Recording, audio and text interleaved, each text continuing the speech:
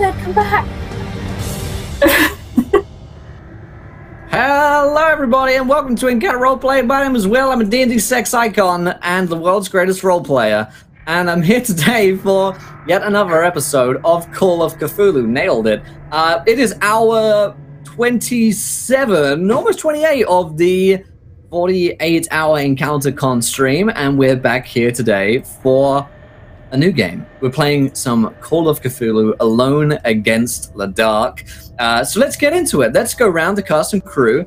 Let's figure out who we are and who we're playing. We have Sid back with us tonight. Sid, how's it going? Good. I'm sorry. Everything is like changed around now because I think our internet just cut out, or my cut out. Oh, really? Or something.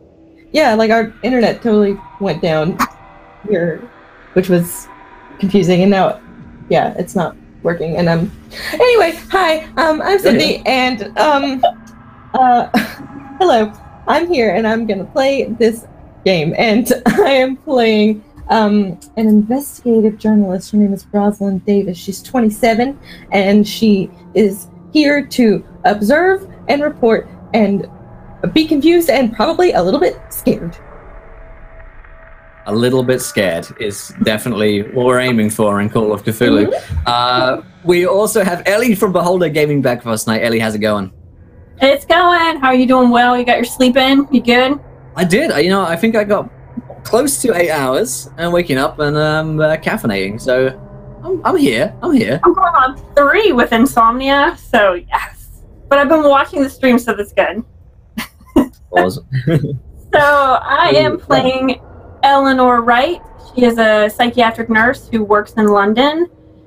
She's been noticing an unusual amount of patients being admitted to the ward who have no prior afflictions or ailments and have been model citizens until, for whatever reason, they were recently admitted.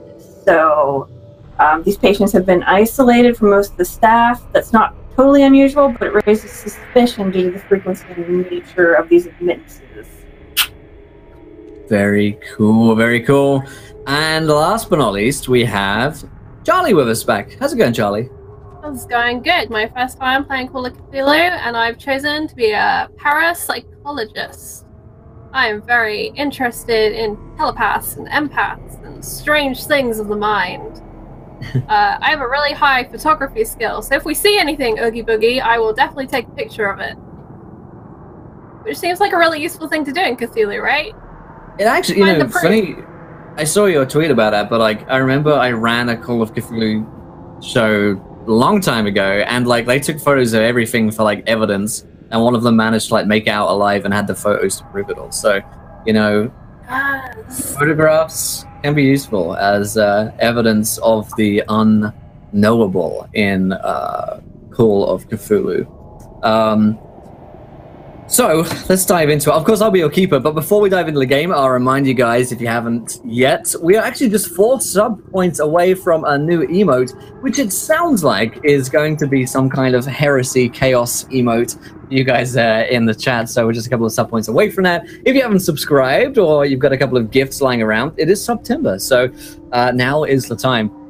And of course, here is a tweet for you guys as well. 20 retweets, you guys get to decide something which happens next in our campaign. And if you haven't yet donated, hit the donate button there. You can get players nat 1s, nat 20s, wild magic surges, and so much worse. Now, for hey, and Hellline, thanks so much for that sub with Twitch Prime. For a little bit of information on what we're going to be doing today, we're playing Call of Cthulhu. Now, Call of Cthulhu works pretty well for one-shots with a couple of alterations.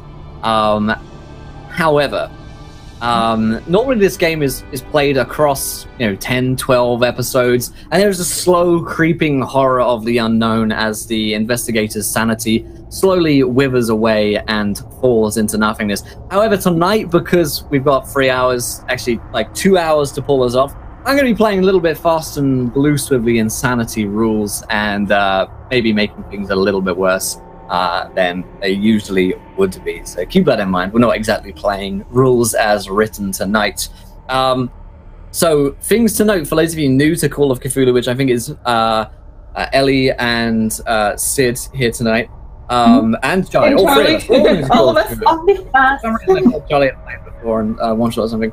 But that's fine because it's super easy to play. Similarly to any D100 based system, you roll a D100 percentile dice and you try and roll under the skill that you have listed on your character sheet.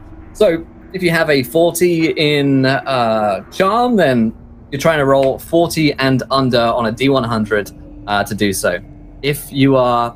If the roll is particularly easy, I might say you get a plus 20 or even a plus 30 to your roll. So your score would go from being a 40 in charm to a 70 in charm, meaning that you're trying to roll 70 or under. A couple of other things about the game as well. We won't be rolling with luck points because it's a one-shot and luck is usually super useful, but okay. We will, however, be rolling with insanity points as one of our resources. So there are two ways to die in Call of Cthulhu. You lose all of your wounds, which is incredibly easy to do because you probably have about 10 to 15 of them, and creatures and enemies typically roll a d10 of damage plus whatever bonus. So you're usually about 2 shots or 2 attacks away from death at any given time. So keep that in mind. It's incredibly easy to die. A shotgun will typically one-hit kill a player if you get hit by it. Ishman, Dave, we're 2 sub points away, my friends. Thank you guys so much. One other thing to note is the insanity score. So you guys have probably heard the term roll me a sanity check. What that is, you have a starting sanity score. It's probably somewhere around 80. It may even be higher than that, or maybe lower, depending on how much I think it's power it's related to. But nevertheless, when I ask you to roll a sanity check, it's just the same as rolling against any other D100 based skill. If you fail the sanity check, you lose sanity points. So I will then roll for the amount of points that you lose. And that is, maybe a D10, probably because we're in one-shot realms, it might even be a D20. And you reduce your pool by that amount. So if you lose 10 sanity, you had 80 before, you now have 70 sanity. Meaning that each time you lose sanity, it becomes more and more difficult to overcome the mental dangers and horrors that you are going to be witnessing. And Latu, with all of the sub-gifts, we have unlocked our next emote, my friends. Holy moly. Thank you so much. Welcome in. Let's see. C. Quitting, Babo Fraser, Ozzipone, Trail, Manio. Thank you so much, Latu, for all those subs. We have unlocked, I think it looks like an ERP heresy. We might have a vote on Twitter for that. And by the looks of things, we're actually only about 20 sub points away from another one. So maybe we could have like a sanity or a horror sub emote at the next one. Thanks so much for that, guys. It's fucking crazy on this 48-hour stream. Well, we've also hit our first viewer decision when you are ready with those reasons. I love that. Love those words. So, yes, so that's the basic rundown of what's going to be happening. Now, we're set in 1925, so it is our world. However, you guys may be experiencing things which are unbelievable to the mortal ideals of what we surround ourselves with. Beneath the veil, there are horrors which lurk on other planes of existence that we cannot normally see. Something to bear in mind is that Lovecraftian horror is not necessarily just tentacles spurting out in your face and really obvious horror. One of the criticisms of Lovecraft by his contemporaries is that he doesn't explain what the monsters are all of the time. You can't actually understand them. So something to be aware of is that if things are literally ununderstandable, incomprehensible by the mortal brain, our brains will twist and convert them so it's something that we can understand, something that we can see with our eyes, because as humans we need to get some kind of cognizance as to what's going on. Now, that being said and done, let's jump into the game. So today you are either investigators or somehow connected to someone named Professor Grunwald. We are in London in the year of 1925. Now, Professor Grunwald is a professor of medical science, and he works at university. Actually consults at various different universities throughout London, as he's considered to be a specialist in unique and strange medicines. So he specifies and specializes rather in unique and odd diseases, wounds, cases that seem a little bit odd. Now, we'll go into a little bit of backstory about why you guys know him. Rosalind, as an investigative journalist, you'll probably have consulted with Professor Grunwald before on various different cases. In the medical field, he's considered something of a crackpot, but probably for the news, he comes out with some very sensational like headlines, which you can like quote a professional for. So, you know, he's like a talking head that you're like, you know, he's like mass zombie disease hits London, and you can quote him as being like an actual doctor. An actual doctor, yeah, okay, that's perfect. For Vera, you probably have consulted with Professor Grunwald before on your own work. He doesn't deal necessarily in like the paranormal. He doesn't believe in the paranormal. He's a man of science and believes that everything that can be seen can be explained by science. It's just science that we don't yet understand. But he probably has helped you before on cases where maybe a patient or a colleague has undergone something and needs some advice. He's someone that you can, telephone and call, and he's always around. Those cases that have the question marks that he's still trying to figure out the science on, and I'm like, I'll take a look at those. Yeah, he'll probably. You guys are probably familiar with forwarding cases back and forth, getting opinions. You may not. You may not like love each other, but you certainly have a professional working relationship. Same with Ellen Wright. He probably consults at your hospital. He's come in before on cases and helped you. He's someone that can be trusted, and you probably have a personal one-on-one experience of him having helped before. I think he could have been a professor at my school too. Absolutely, but he may well have taught you and been instrumental in your career. He's certainly a helpful older gentleman. And he has sent for you. Do I? I wouldn't think that. Probably not. No, you probably respect him a little bit more than others in the field. The field of education, of course, and not necessarily being the most open to slightly zany individuals. However, today each of you have received a telegram, possibly even a phone call from his receptionist, if you have a telephone in your office.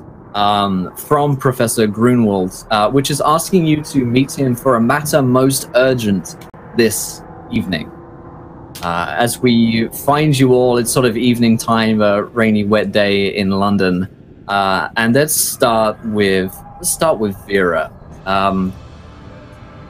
Vera, where would we find you on a weekday evening in London, 1925? So I think I'm actually just swinging by the office. I've had a really busy day. I had to go down to the museum about something. And I've just come back, and on my desk there's just a ton of post-it note adjacent items. I don't know if the post has been invented yet. I forget what year that was. And there's just like the note, like pungent meeting with professor, and then like the date. And I was trying to figure out the writing that my secretary had scribbled, and I finally figure out it was actually meant to be urgent and not pungent. Although, knowing the professor, I wonder if it's a reference to his drinking, his way of coping with the rumors that he's a complete crackpot. So I'm probably just taking off one dripping wet rain mat, hanging it up, grabbing a fresh one, grabbing my umbrella, and heading straight back out the door to either walk or maybe find a cab or something similar across London where I need to be. Yeah, you can certainly hail some kind of transportation over towards the professor's personal, home / sort of lab where he works. He is. You probably haven't been here yourself before. He always sort of meets with you, but nonetheless, you'll probably be pleased to see you. Let's go next with Rosalind. Rosalind, talk to me about where we'd find you at this tower.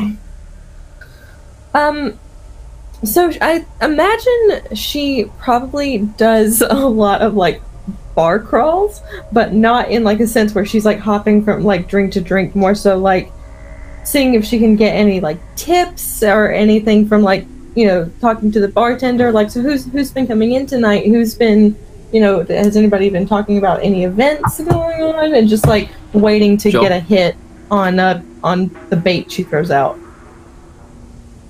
Cool.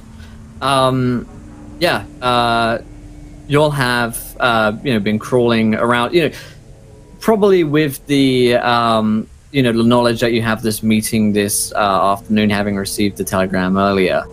As you finish your little crawl around, not really turning up too much of interest, you decide to make your way over to the docks, the professor's place. Okay. Do you have your own transportation, or are you just sort of jamming it over there? Oh yeah, I think she would have to take some other form of transportation. She's got a job, but she's really young and would not have enough money to probably buy her own at this point. Right. And then last but not least, Eleanor, where would we find you on this wet and wild evening in London? Because especially with the influx that's been going on lately with patients, she's been on call a lot, so she's at the hospital. Okay. You'll get the telegram message this evening to meet with Professor Grunwald. It's signed and sealed with his own stamp, and he's clearly seems urgent. Mm-hmm.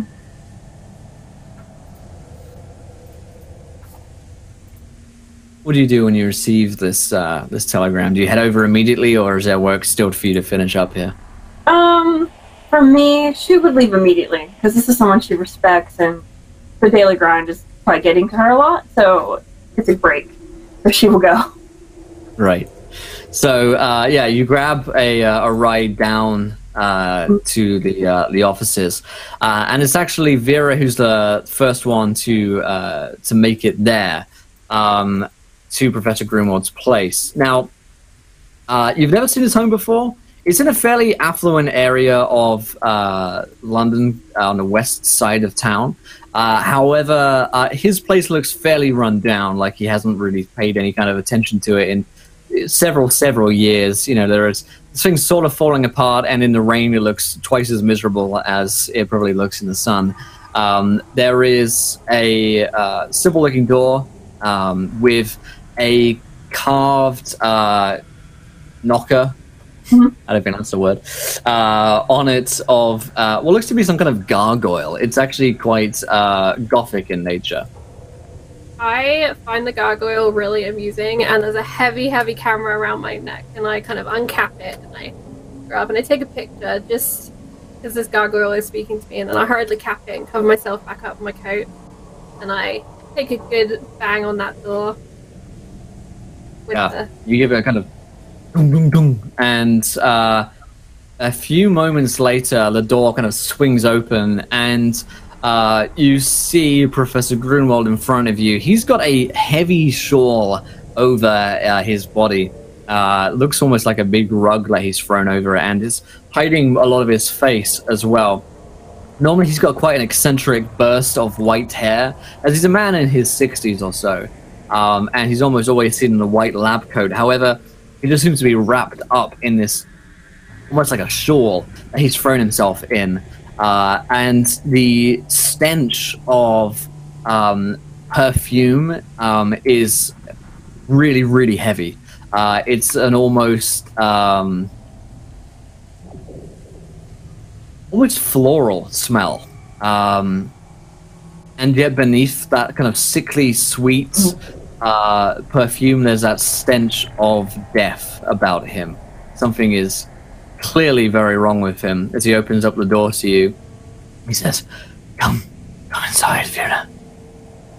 Professor, are you not feeling very well? No, not at all. And I'm going to need your help. Not catching, I hope, and she'll follow him in and kind of stamp off her feet on the way through. So, as you come inside his pretty messy-looking apartment, which has just got all sorts of, lab equipment around, semi-used, half-eaten plates of food all around, and the smell is even worse in here. The next to knock on the door would be Rosalind. See the little gargoyle in front of you. Yeah, she sees that and makes a detailed but fast shorthand description in her notepad, and then knocks on the door very eagerly because she's had a very boring night with no leads. Professor, you take a seat. I'll answer the door. Yes. Sits himself down with a heavy relaxation. This takes a huge weight off his shoulders. Rosalind, you see the door open, and Vera's in front of you. I don't think you've met each other before. Yeah, so immediately she'll be like, who are you? Oh, good evening. I'm Vera Williams, and she'll hold out her hand. Parapsychologist. Excellent. Do you mind if can you spell that for me? And she's like writing it down, and like looking up and down. VERAWILLIAMS. Perfect. What did you say? Where do you work? Oh, I'm a parapsychologist. I'm a colleague of sorts for the professor. I assume you're here to see him. Yeah. Yes, he called me about some sort of tip. So I should be on my way. Well, yes. Come in after the ring. Come in, and I'll stand to the side. Mm-hmm. Vera's kind of got a curly bob of really dark hair and round, large glasses on her face, and her features are really small, so they're really dwarfed by these glasses. And there's this huge camera, and then she's still not kind of gone into the house, so she's still got a briefcase in hand as well. Mm-hmm. Cool. About the time as you're walking in, actually, Eleanor, you'll spot the two of them kind of standing and talking in the doorway, and you're pretty sure you got the right place here.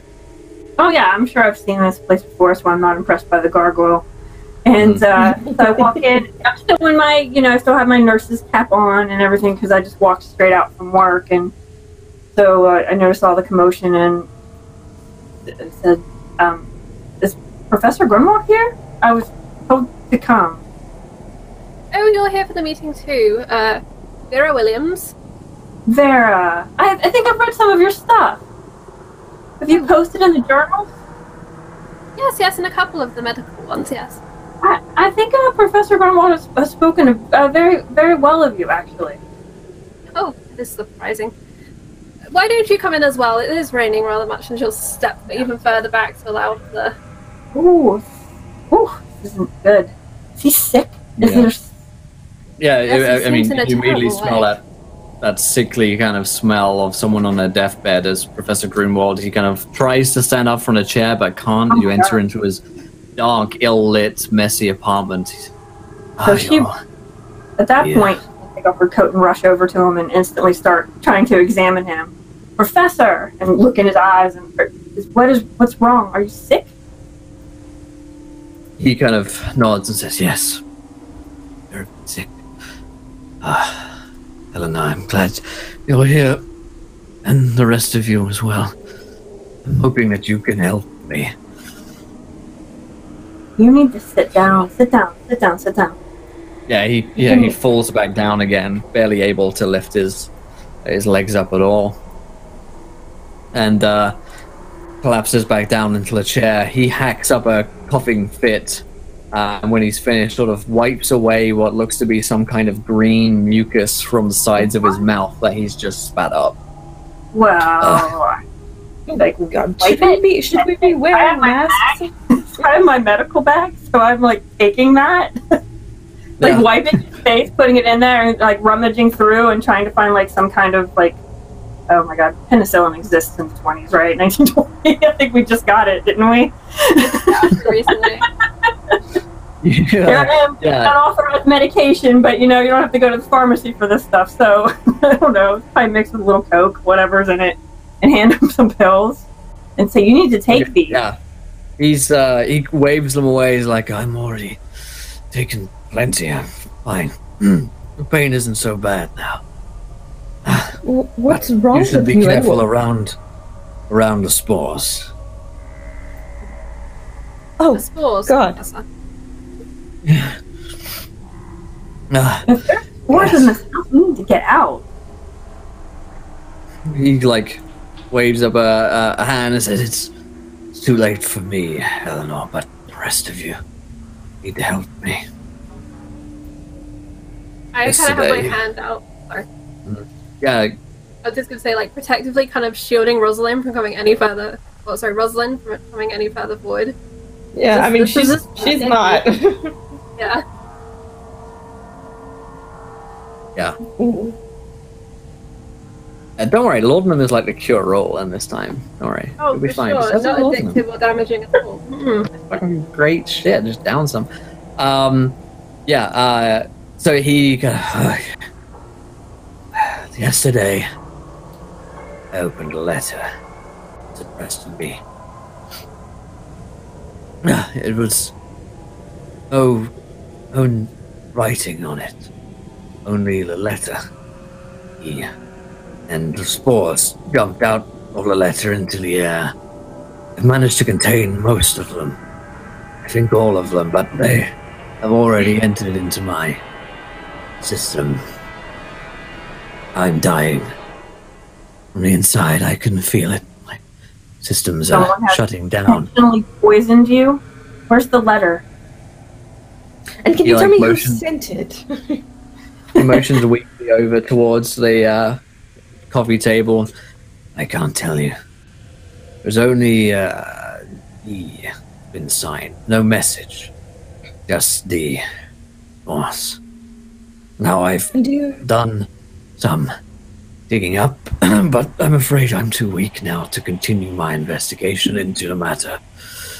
These spores, unlike anything I've ever seen before, come from no riverbed or a cavern cave found here in England.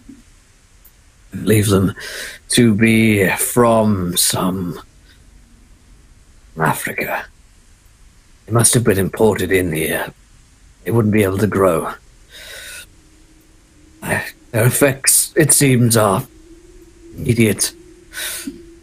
My lungs are collapsing in on themselves. My heart is... There's a lot of internal bleeding, I fear. Jesus, you need to go to the hospital. If I move, I will die. Well, that's quite dramatic.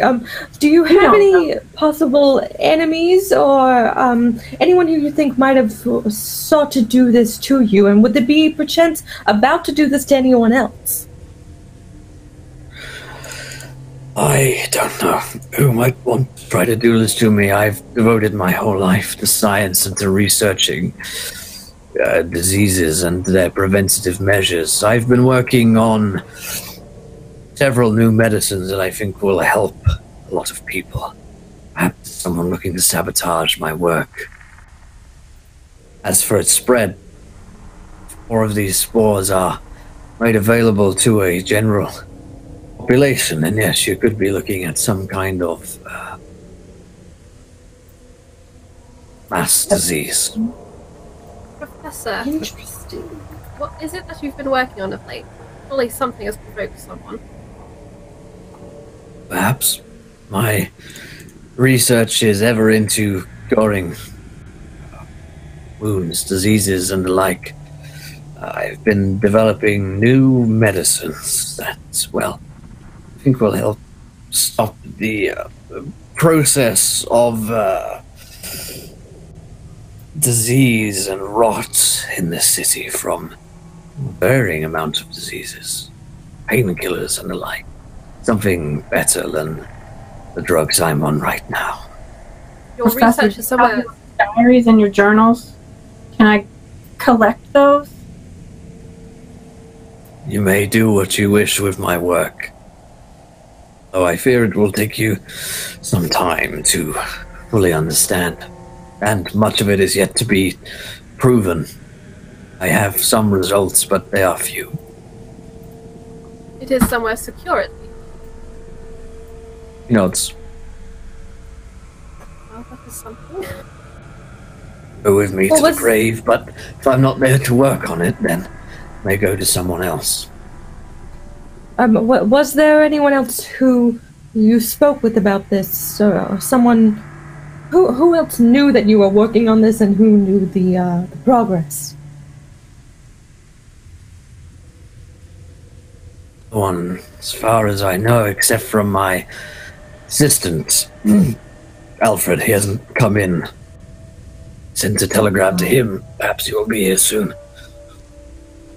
Excellent. And she writes it down and so has a little bit of a spark in her eyebrow raises. You may be, Eleanor may be familiar with Alfred. Basically a kind of secretary / assistant to whatever the professor needs at any time. He's a younger guy, about in his 20s. Yeah. Is he here? He's not here, is he? He's not here. Professor Grunwald said that he sent a telegram to him to come here tonight, but he hasn't arrived. Okay, that's what I thought you said. He had him send us the telegram. Right. Okay. Yeah. Perhaps if he's not here, you go check in on him. It's very, very interesting that he isn't here. Perhaps he knew that there was some sort of infectious disease that he could catch if he were to enter. I don't know. Alfred's not safe. Not even that. He's not that. He's not a smart boy. He's not that way. But but I guess you're a journalist, so you're always looking for the angles. So, yeah, once you knew him, if you met him, you would say that he's not like that. He's not a. I'm only looking for the truth, and I'm just searching down every avenue that we have, and it seems that this is the only one. Right. All right. Well, I'm gonna slap on my gloves and try to find that letter with the spores in it and collect it. I don't have Ziploc bags, so I guess I'm just gonna wrap it up in a handkerchief. Trying to cover my face. Oh yeah. I'll go into my briefcase and I'll pull out a nice clean brown bag that you can go in. Oh, thank you. I kind of have my own samples, or if I'm carrying photographs around, that sort of thing. Professor, are the spores visible to the naked eye, or are we talking something much smaller? He says they are visible, as I have. He kind of shows the clumpy mess that Eleanor's gonna spat out. Managed to contain most of them, and he kind of actually points over towards this glass cabinet where he's got a bunch of them stored in. They're not in the air right now, which would suggest that you're fairly safe because you haven't breathed in the ones that he's coughed up. You will be able to see them if there are more of them. Now, the two things I think you're worth looking into is my assistant Alfred, to make sure he's okay, and the source of the spores as well. They had to have been imported from somewhere. You can find an imports-exports list. I managed to track down the company who are likely to have brought them in. Their name's Jackson's Shipping and Trading. Work on the docks on the east side. They bring massive amounts of imports and exports in and out of the city, but I believe they're the ones who are likely to have brought this particular shipment in.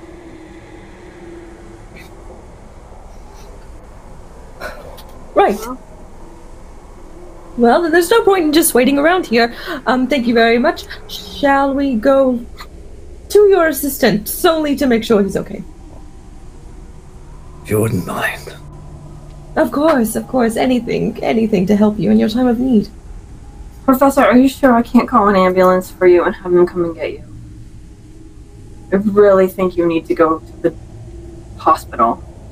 Listen to the way that he's talking. Do you think they're going to believe him? We're the only ones who can help him now. Well, no, I don't think they're going to believe what he's saying, but I do think he's sick enough to get admitted to the hospital in emergency care. But who knows what they're going to do to him? Do not wish to. They're not going to do anything. What do you? I did not wish to endanger anyone else more than I already have you.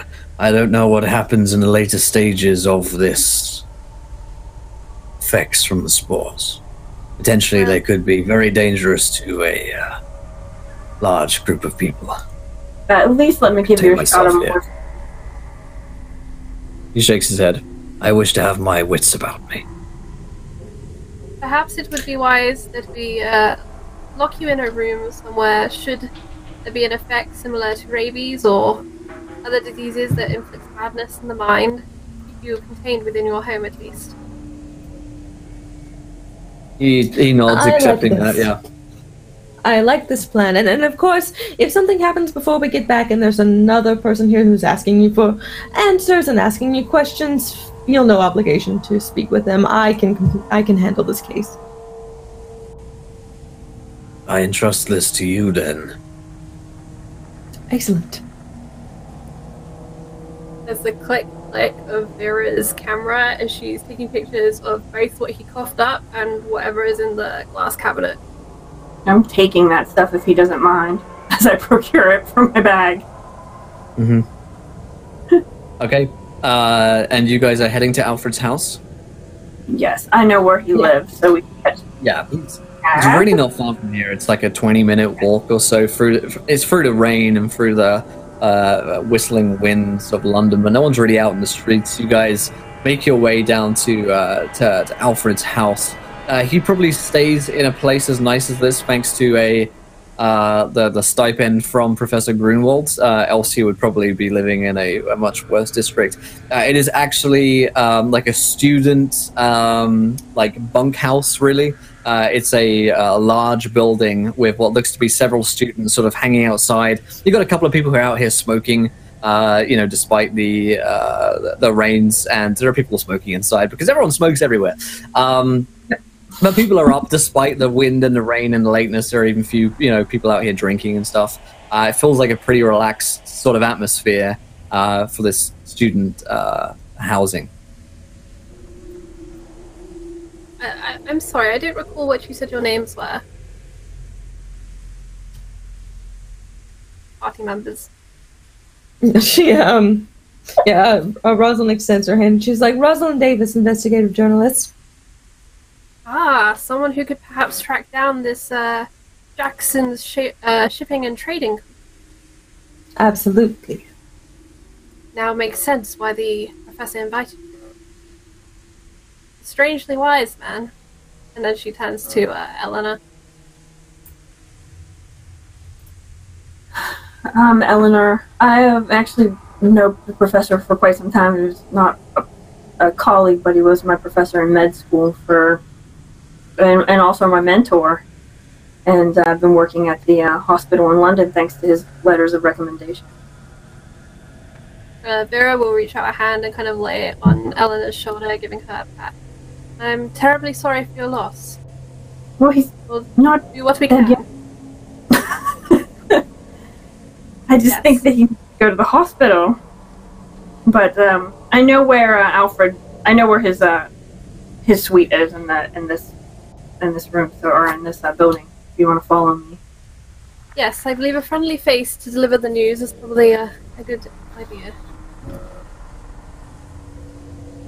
All right then. So you enter into the bunkhouse, and no one stops you from going in. There is a student here who looks to be sort of running some kind of front desk, which seems very lax and loose as he's smoking a cigarette, and looks up in surprise at seeing some people here who are probably not students. He says, yes, can I help you? Oh, we're here to see Alfred. Alfred, oh, right, yes, certainly. Do you know where to go, or should I show you that? Yeah, he's on the second floor. I know where he is. Okay, go right on up. And, you head past, students up late into the, corridor, kind of upper corridor into, Alfred's room. There's a door with Alfred's name on it. Mm-hmm. Room 203, knocking. The door opens up to a smiling, young-faced man who looks just like Alfred. Oh, good. So he doesn't look crazy or or distraught. He looks just like him as you've always, you know. I mean, you probably have a vague recollection of him from like 2 years ago, so he looks. Okay. He's the same guy, but like, a little bit older. His face has probably changed a little bit since last you saw him. He's got sort of this slick backed hair, and he's sort of in pajamas right now. This is pretty late. No. Oh, yes. Alfred, hi, it's Ellie. Hi, I know it's been a while, but Ellie, yes. Yeah. Yes. The professor. Come on in. Grunwald, can we get in? I'm sorry, I know this is a weird hour. My friends here, Vera and Rosalind, we'd like to come in. We'd like to speak to you about. Absolutely, yes. Please do. He lets you into his like simple little one bed, ensuite little flat, and he doesn't have like any chairs for you or anything like that. So he just like kind of sits on the corner of the bed and invites you guys to do the same. You know, like. When was the last time, Alfred? When was the last time you'd seen the professor? Oh, I think yesterday. Yeah, yesterday morning. How did he look yesterday morning? He looked fine. I handed him his morning coffee and fetched a mail, and then he sent me off on errands. Haven't seen him since. But that's not unusual. He sends me off on errands all around London, and I go off and do them, and then he just tells me to go home after a while. And so you haven't heard from him since either? Oh, I received a telegram. It was a little odd, actually. He goes into his desk, and he gets out a telegram, and it's from Professor Grunwald. And it reads, Alfred, under no circumstances must you beat me tonight at my house. Professor Grunwald. A little strange, but he's kind of eccentric, I guess. Him to beat him. Great.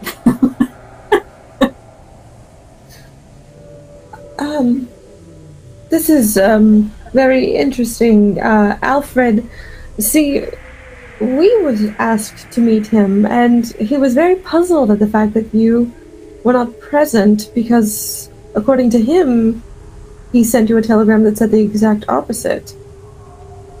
I wish I could help. That's strange, but sometimes he gets forgetful. You know, he's kind of old. And so you have no explanation other than he's old. May we see the telegram? Certainly. He like hands it over. Rosalind, you could roll me like a psychology check here, which is the equivalent of like a insight check. Okay, so it's a D100? D100, look at her roll low. Okay. 59. Okay, and what's your psychology skill? My psychology skill... I'm looking for it. There's a lot of skills. Oh my god. It's 65. Yep, so you rolled under that, so it's a success. Okay. You sense the twinge of a lie in Alfred. He looks nervously up to the sky for a second. And being used to people who don't tell you the truth, Rosalind has pretty sure he's telling you untruth. Not necessarily he's lying about everything, but since he's being withholding at best.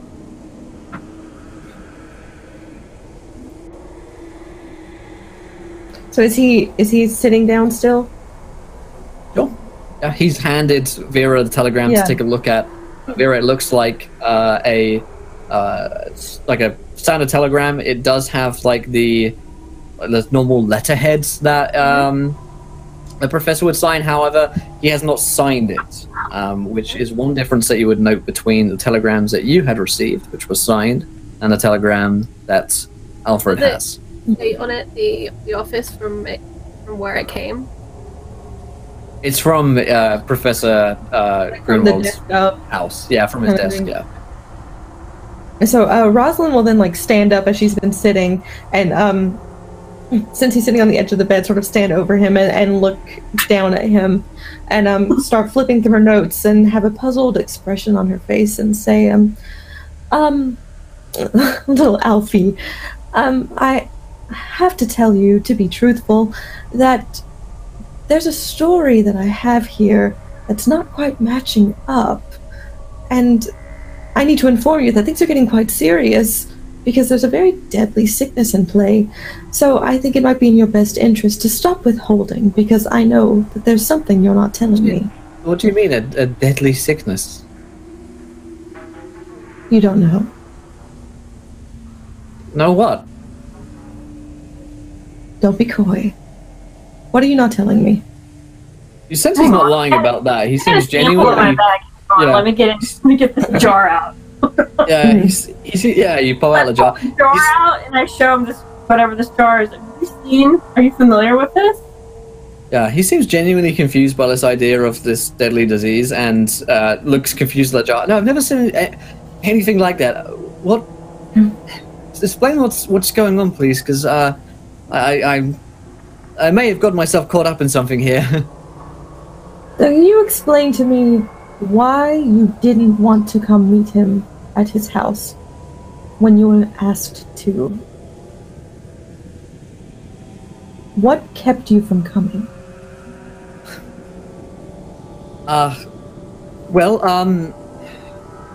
If we told, and he kind of looks off to the side for a minute, hangs his head, scratches his neck. Someone told me not to, and I listened to them. Who? Listen, here's what happened. Alfred, I vouched for you in front of these people. Now you're telling us that you know more than you do? I don't have any money at all, and neither do my family, and listen, all I know is that there was a girl here, and she... What was her name? Ruby? Ruby was her name. Last name? I didn't get it. I didn't ask. Was there anyone else who did? I think it was important. No. No, she was just talking to me. She caught me. We actually ran into one another whilst I was off on errands. Kind of stumbled into her accidentally, and she had offered me a lot of money not to go there tonight. And she also convinced me that it was a good idea that I had something which proved that I wouldn't be there. I think about it, she had that already. At this telegram. She gave it to me. What did this Ruby look like? She was a medical student as well. Yes, she was wearing the same lab coat as me. Where was I? I was at one of the universities or doctor's surgery. I was one of them. I'm not sure. That's a lot of money. You should be able to remember where you got it. It was all so quick, and the more I think about it, the harder it is to remember. Was she tall, short, blonde, brunette, red? Red hair. Red hair. Pretty? I suppose. A little. find it- Going so easy to convince. You didn't find it at all question-worthy that a pretty red-headed girl, conveniently in a lab coat similar to yours, is offering you a lot of money to not go to your employer? It seemed harmless at the time. I mean, didn't want me to come into work this evening, and I didn't think I was going to need to come into work. And then a reason for why she didn't want you to come in?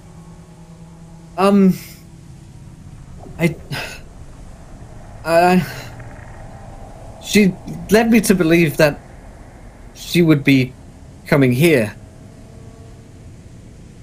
See, she made a date with you. Right. And paid you a great deal of money, or was that part a lie?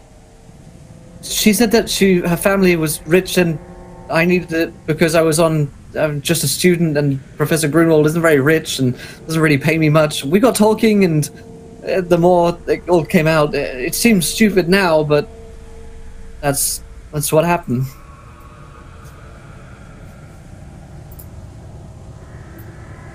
Did she give you any indication of where she might be now, since she's not with you? Where does she stay? Where does she live? Where is she from? She's not from here. She had an accent. I think American. I don't know.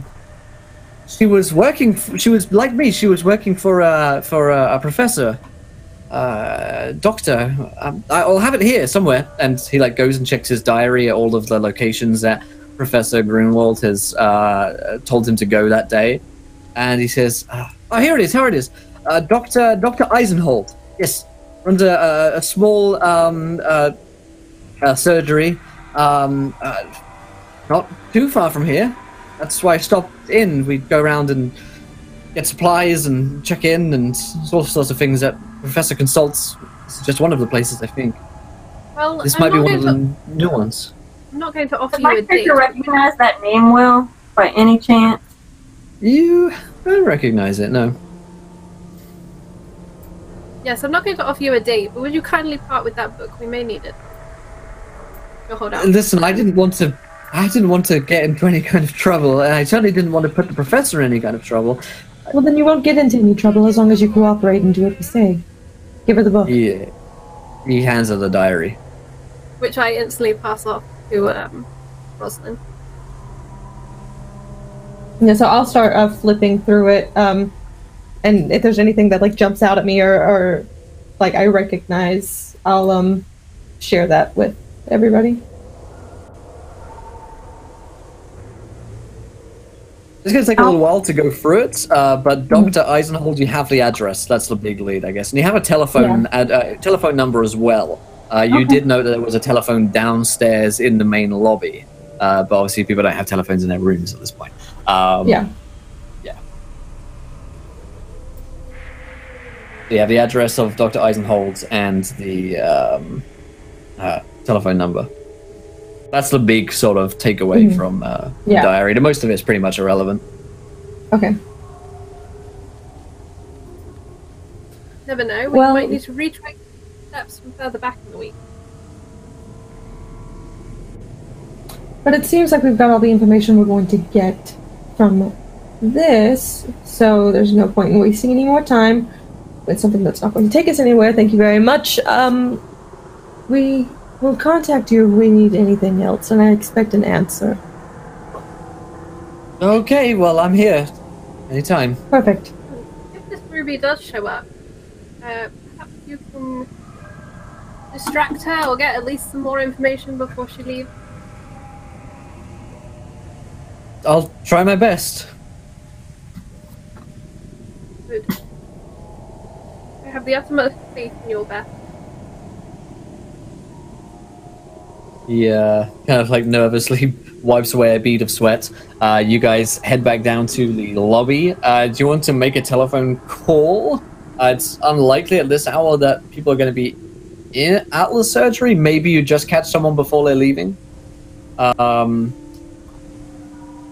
Or you could just head right there or go somewhere else. Couple of leads. But I think Sid is disconnected right now, so it's just use you for a sec. Alright, so I'm not familiar with the doctor, but am I familiar with the address? Is it sort of an area where, you know... Yeah, like it rings a bell, like that there was a new surgery being set up in London. Okay. And, you know, maybe that rings a bell like Eisenholt. Yeah, that might be the new surgery being set up. Perhaps, Eleanor, you can at least attempt the telephone call. You're a nurse. There's no reason why you wouldn't be calling a doctor. There is. I mean, I can make up 1,000 reasons to call for a doctor, especially since it's the new surgical building that just came. I've actually been looking to get out of psychiatry and into a different field. Oh, So well, I'm maybe I can set up an appointment with him and see if I can get an interview for practice. Okay. So- The the student is on the phone lines like, I suppose you can make the call, and we'll be like within earshot, but give you the line. How does it work? Oh my god, I don't even know. Is it a rotary? Is it a little speakerphone probably, and you're listening in, and you got this whole kind of Poirot vibe going. The operator. Yeah, you connect to the operator who forwards you through to Eisenhold's surgery. An answering service person. Has to be a person now.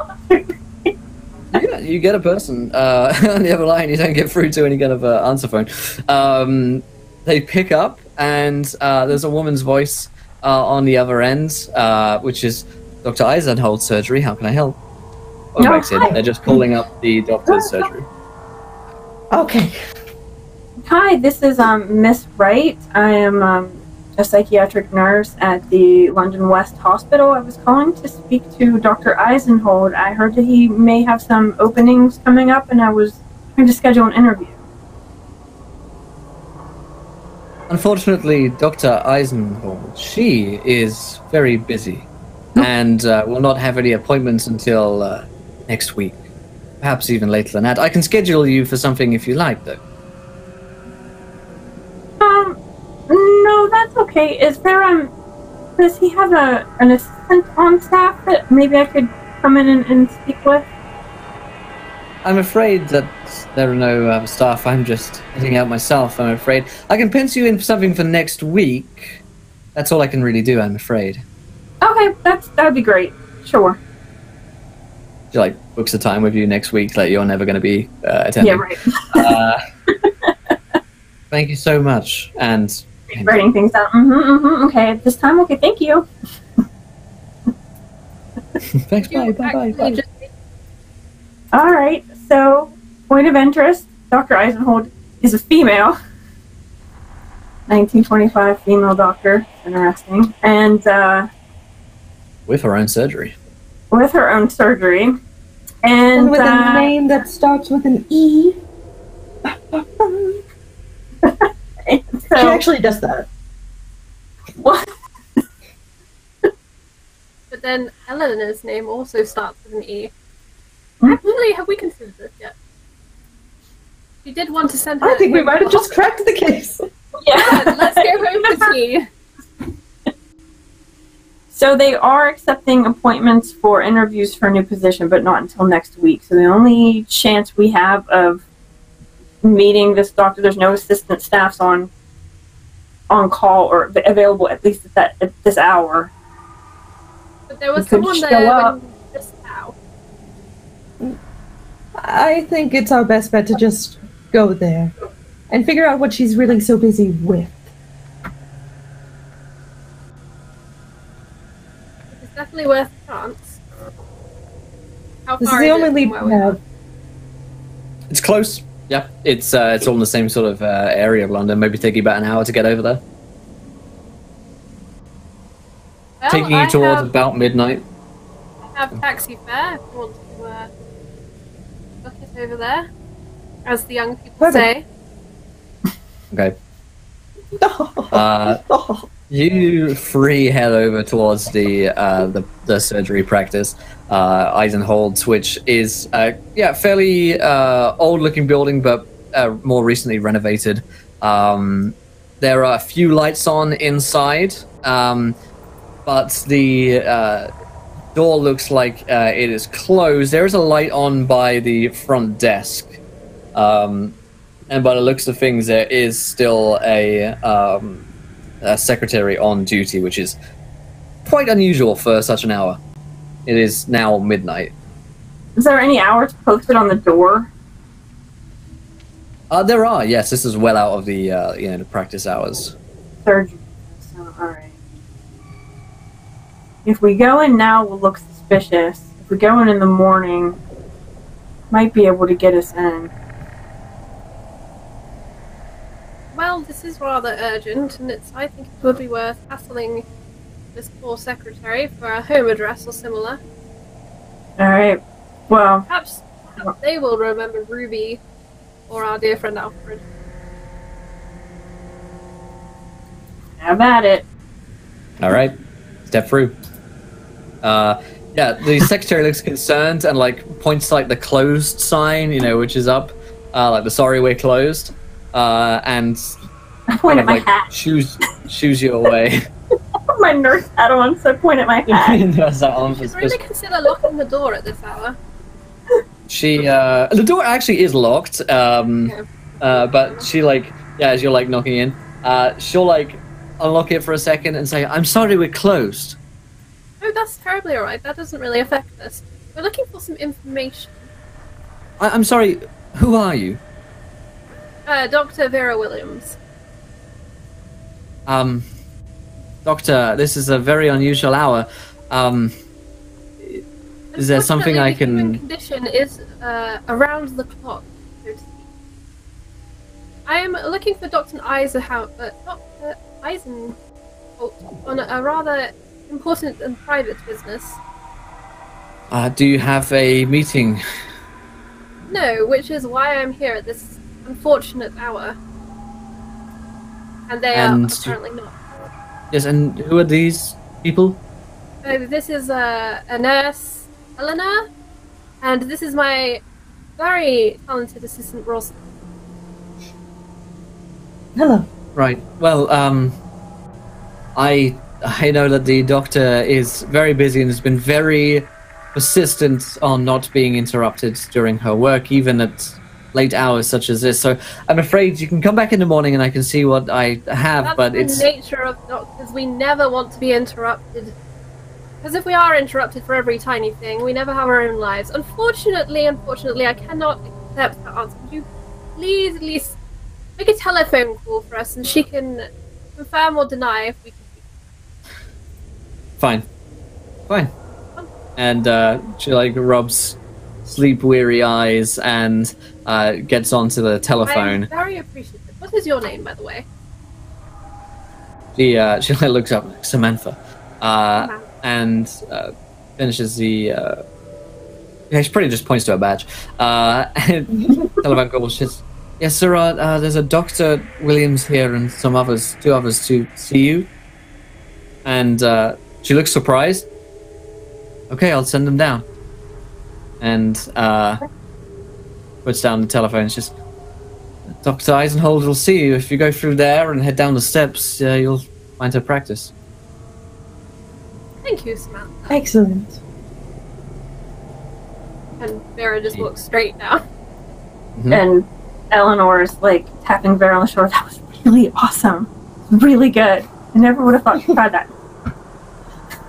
Well, you know, you get one knocking at your door, you kind of learn to reverse engineer the situation. You Very step down. good. You step down the steps towards where you've been told Dr. Eisenholt lies. The steps down here are actually fairly wet, which is somewhat odd for a new practice. And there is something of a slightly moist, damp smell. There's quite a heavy air as you're heading down the steps. It is unusual. But maybe this old building leaks and hasn't been fixed for a while. It's not unusual in these times to have, a leaky building. And certainly it's been raining a lot. But you don't spot a leak on your way down to explain the water.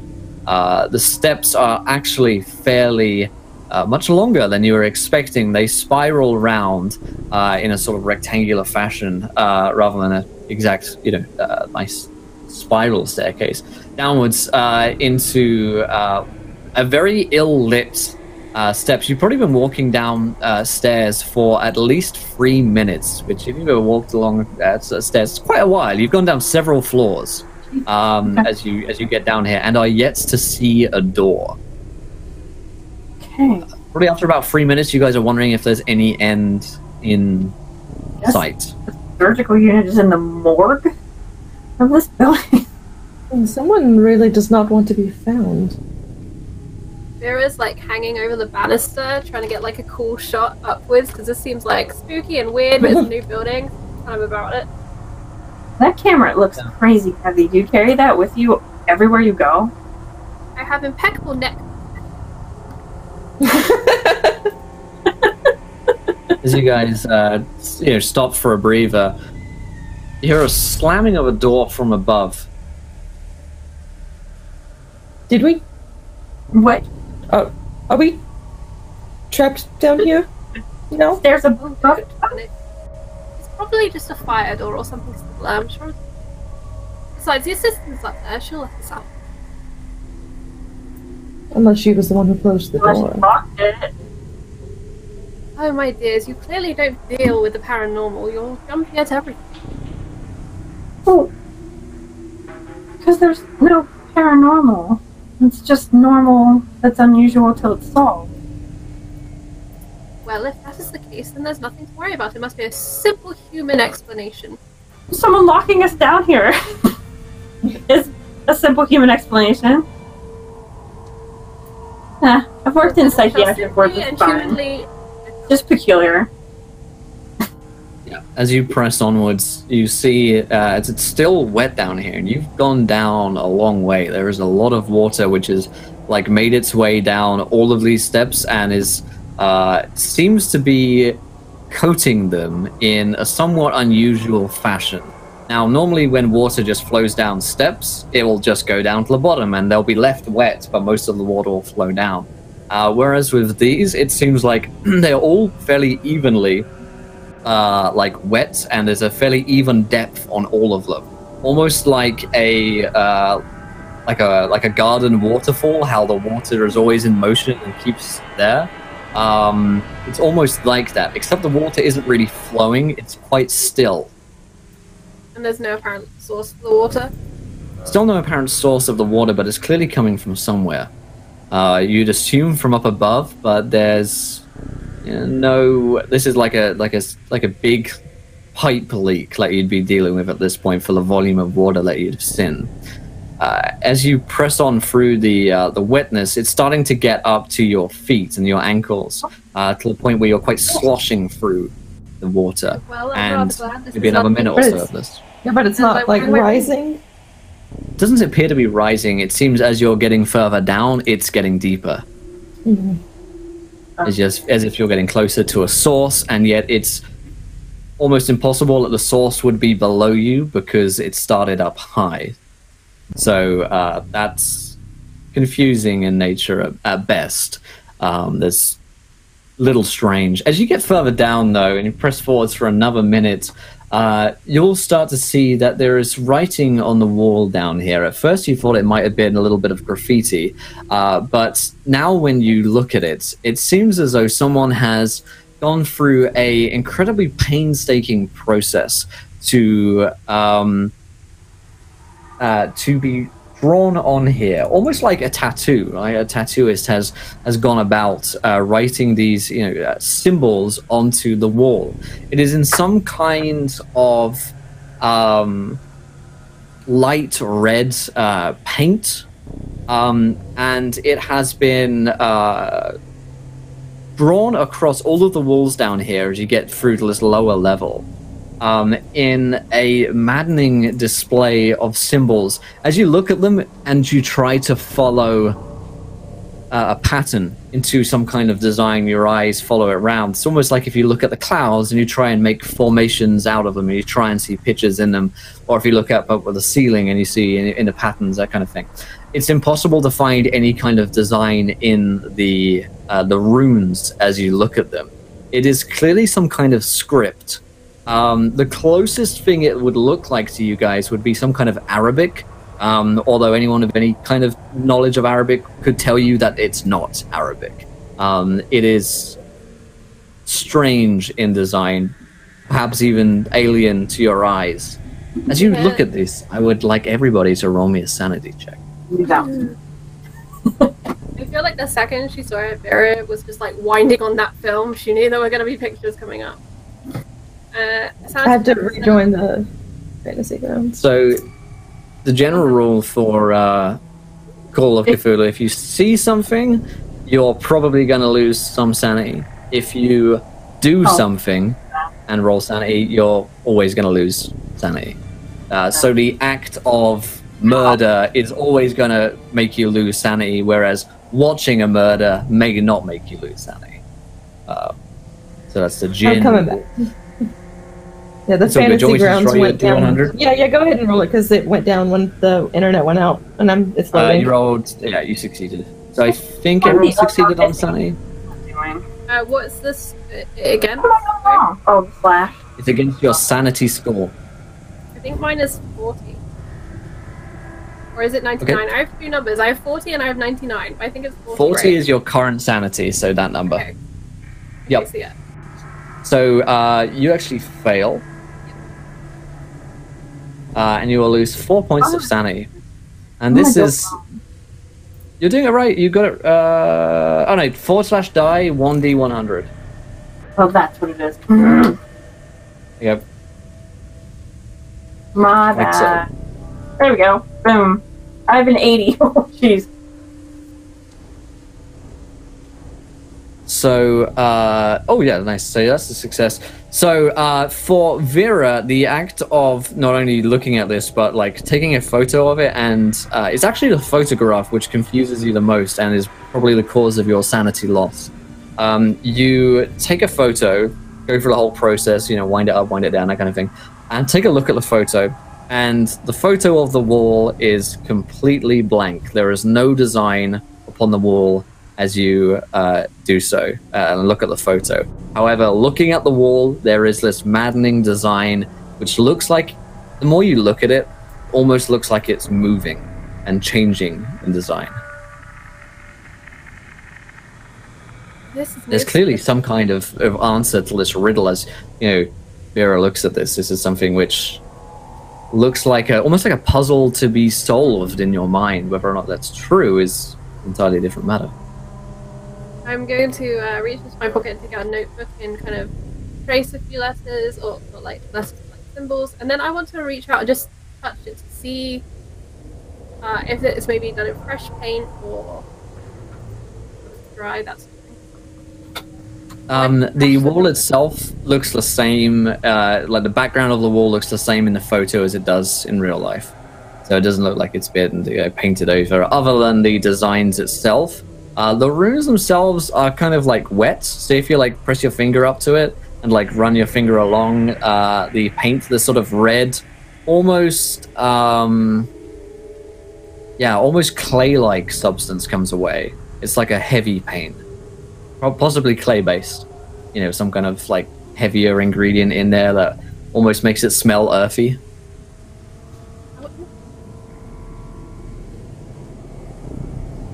like kind of dust off my hands afterwards, and to go back staring at the symbology. Okay, what about the rest of you? I'm fine. I'm just watching Vera, because I'm sure she looks really fascinated in this. Yeah, I'll lean over to Vera and I'll be like, why do you look so puzzled? The symbols, they didn't translate onto my photograph, and I'll pass that over to Eleanor. It appears they were painted or drawn with some sort of earthy component. It doesn't smell like paint at all. So when I see the photograph, is it there when I see it, or is it? It's not, and you can roll me a sanity check for looking at the photograph. Oh, awesome. Great, cool. You're welcome. Is that some sort of history check or anything? See if I recognize any of the symbols as related to anything I've come across before working with the museum. You could roll me an occult. Oh, I have a good 1 in that. You never know. So Right. I rolled a 56. Yep. And so my current sanity is 70. Cool. So you succeed on the sanity check and you don't lose any sanity. Okay. I want to look at the picture too, since everyone's passing it around. Roll me a sanity check, Eleanor. I mean, she's going to look at it. So yeah, roll that for you, Vera. This is not any pattern or design you've ever seen before. Okay, we'll get to that in 2 secs. Any pattern or design you've seen before, you would probably say that this is just like super foreign to So you're like, I don't know, maybe it's from like the Africas, or maybe it's some kind of ancient Egyptian language that I can't read or understand. Eleanor, you can lose 5 points of sanity for my looking at the sanity's photo. 80, so I rolled above it. I'm gonna snap a picture of my fingers to see if the clay appears on my hand. So see if it's the clay itself being masked in my photograph, or if it's a result of the symbol.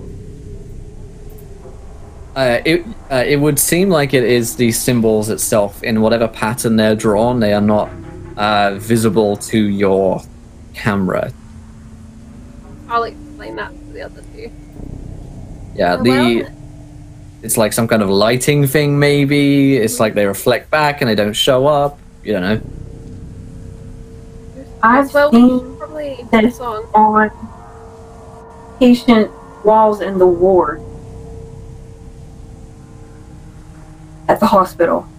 I know I've seen this stuff. It looks just like this on the walls of recently admitted patients.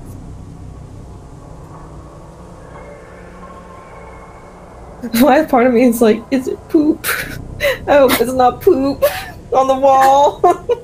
Now I'm stressed, like a Russian sleep experiment. There's smear poop on the wall. It smells earthy, not organic. Very not. Trust me, I am very familiar with that. Okay. It's not poop, right? Not poop. No. It worries me that Will's not saying anything or making any face.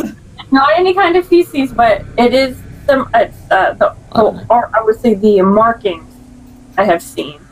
Not perhaps this color being used, although the patients that were doing it were cutting themselves and writing in blood.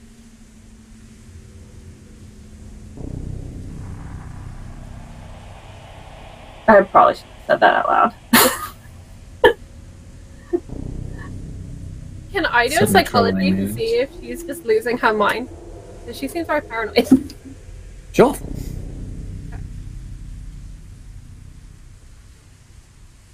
My psychology is 55, so that's a fail. It's tough to tell. You're down, you're dark, there is spooky stuff going on. She has reason to be paranoid, but I think that this case, like, yeah, she's probably being a little bit weird, but still, this is her forte. So she's not talking like a crazy person. She might be acting a little off, but it's more of a, yeah. Appropriate concern. Right. Yeah. You sort of look, stare at this wall for some time. You'll hear the sounds from around the corner of a door swinging open. Is it dark down here, or is it still pretty lit? There are the occasional wall lamps, okay. But it's fairly dark down here.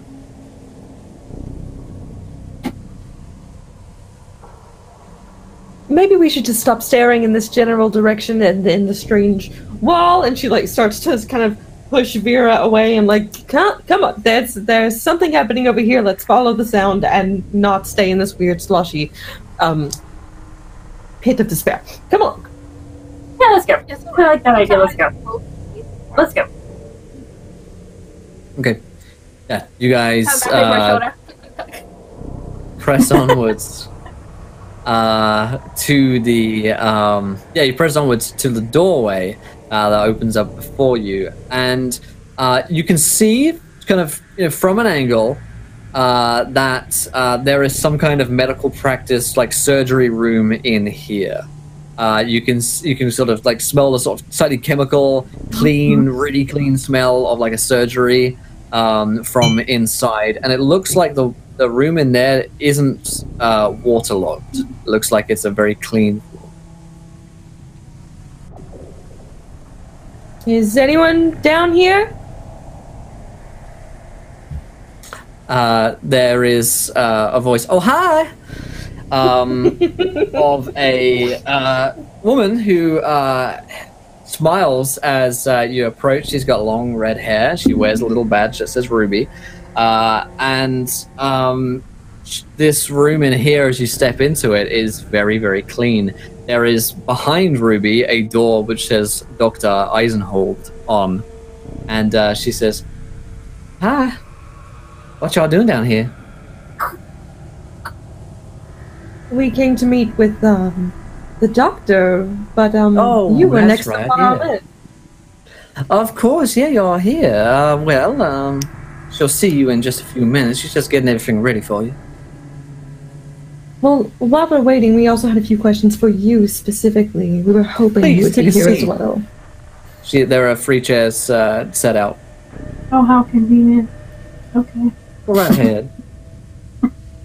Take a weight off your, take a load off there. Long walk down, I know, but once you're down here, it's very convenient. What's with the water? Oh, yeah, a little leak has sprung up, it seems. Okay. So what is your position here in accordance with the doctor? Are you an assistant, a I maid? do a little of this, little of that, you know. I'd whatever love for I you to be can a to little help bit the more good dog. specific. I wish I could be, but, well, best not to share confidential information with journalists such as yourself, Miss. Your job title is confidential information? I'm afraid so. Well, that's Certainly very do you. strange for an ethical medical practice. Who said anything about ethics? Who said anything about medical practice? Not me. Well, I'm just making guesses since you're being so withholding. Okay. And my guesses are what's going to have to be printed. So, if there's anything you'd like to clarify, I'd love for you to. Why? No, let's not get into any kind of silly talk here. Nothing's going to print. You Well, understand? I'm just doing my job as you're doing yours. I can appreciate that. I can, Miss Davis, but I'm afraid there's no way any of this can go to print. We're far beyond all of that. Miss Davis? You know each other? Oh, know each other? No, I'm just aware of the movers and shakers. Yeah, you know, I keep tabs on things, as does the good doctor. It's only prudent. Now tell me, Ruby, when did the wall lock? Excuse me? The wall? Well, that's always been there. Always? Oh, it's been there far longer than you or I, sweetie. And I it'll have be never there been far there. longer than you or I. That is a very interesting comparison. Oh, you don't know how much trouble y'all are in, do you? That's okay. Let me explain a little bit. The wall is barrier, I suppose. Now you've stepped through. Like a gateway, I guess. Only problem is, once you step through, it's a little harder to get back again. But it's obviously possible since you were out earlier talking to one of our assistants. For those of us trained in such ways, it is, yes. For the uninitiated or the unprepared, why, it's a little bit like being a mouse caught in a trap. There's a way out, but often it involves excruciating pain and loss of vital limbs. But I'm talking silly. Why don't you tell us while you're talking silly why you'd like these mice in your trap? Clearly, you've invited us down here, or rather, the doctor has, and It's not my trap. purpose. Purpose? Well, I've heard that you had a meeting and you're here to speak with the good doctor, so that's why you're here. It seems like you came here on your own accord. You weren't invited. You haven't stepped into anyone's trap. You're just aimless mice walking around, finding any bit of we you can since find. The doctor agreed to meet us down here, and surely the doctor knows the nature of the writing on the wall, since they must be able to traverse forwards and backwards also. I mean, if she wants to. If she'd like you to, I'm sure she could help. And maybe that's your meeting could make that viable for you all. But well, can you as explain things to me stand- what type of doctor your boss is? Oh, she deals in all sorts of medicine. Particularly finds a lot of use in human body. There is much to be learned from it.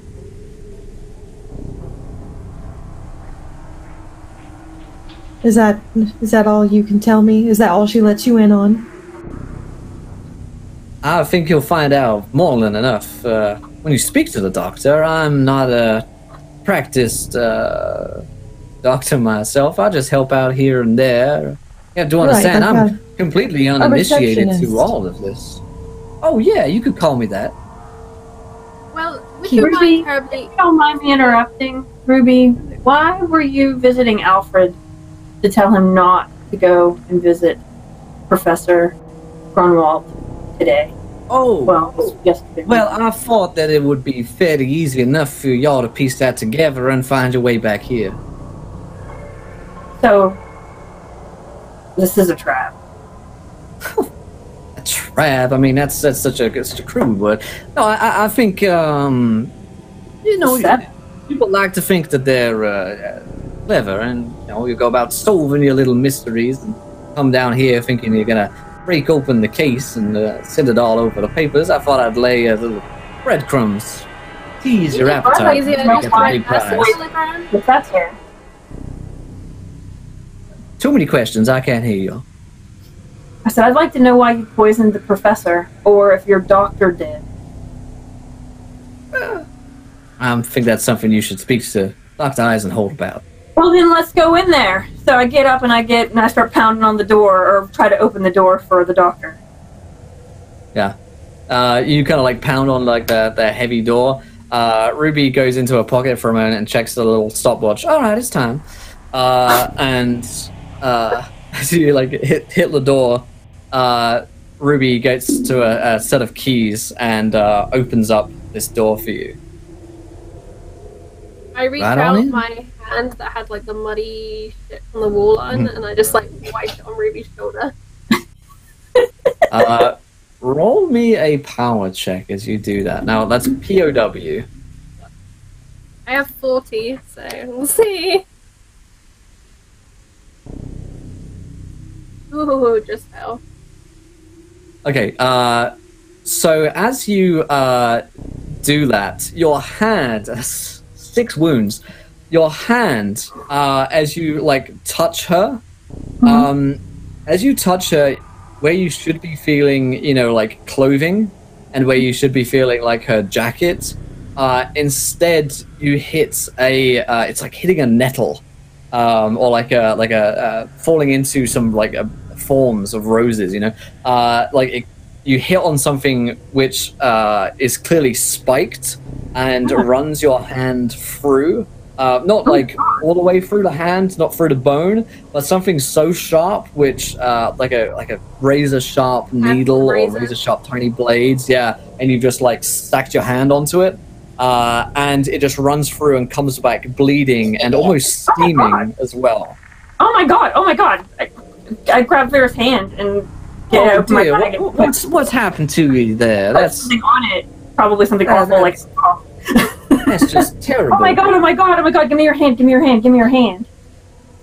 Right. What do you have Roll me on first. you? Razor blades on you? You roll me a first aid, Eleanor. Ruby kind of like looks at her, gesture to her shoulder. I don't know what happened. That's just. Jesus, what do you have razor blades on you? I assure you, I'm not armed. I have no reason to be. That makes it.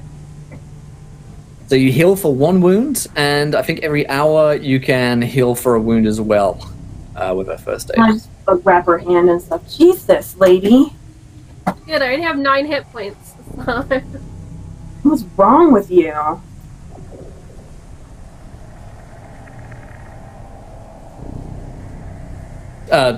Ruby, she looks smiling, perfectly charming. It's just a little accident.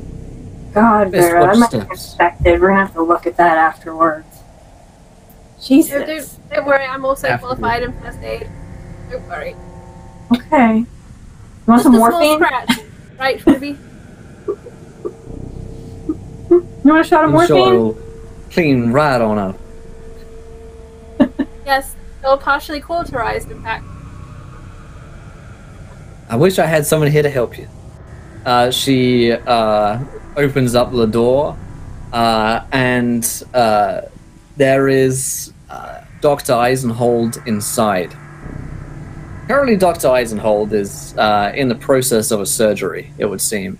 What? The patient who is laid out across the table is a naked man who is currently in the process of being surgically disemboweled by the quick, sharp cuts of Dr. Eisenhold, who is a woman in her 50s with a lot of lines across her face and her hair kind of pinned back, wearing the surgeon's outfit, as you're kind of like pushed into the room by Ruby and stare in horror at the surgery taking place. Now, normally, perhaps you would have seen someone being cut open before for some kind of surgery.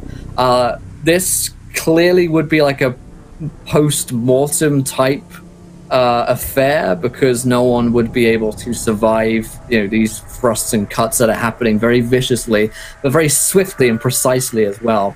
However, the victim, the patient, appears to be alive. Most worryingly of all, you'll notice that this person is making a kind of sounds. This is worse than the poop wall. Because unfortunately, there has been another surgery which has been placed upon this patient, and their lips have been sewn shut. I would like everybody to roll me a sanity check, and even if you succeed, you're going to lose some sanity from seeing this. This is so nasty. Mm.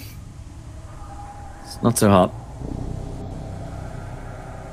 It's better for Eleanor. So, question, Will, 75, so I'm okay. Yes. the sanity check, is that against your... Does it decrease as your sanity decreases? Yes, if you fail a sanity score, your sanity score is depleted by the amount that you lose. Sorry, so if I say lose 5 sanity, then your score, if it was 50, goes down to 45, meaning that each time you roll sanity and lose it, it's harder and harder to succeed. Yeah. I'm 75 now. But that made it. Okay, so how much do we lose?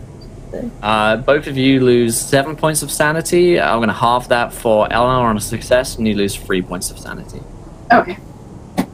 Oh my god. Oh. The door is Bye. closed on you. Sensible, well. The doctor is busy for another 20 seconds or so as you watch, and then looks up very suddenly towards a group of you.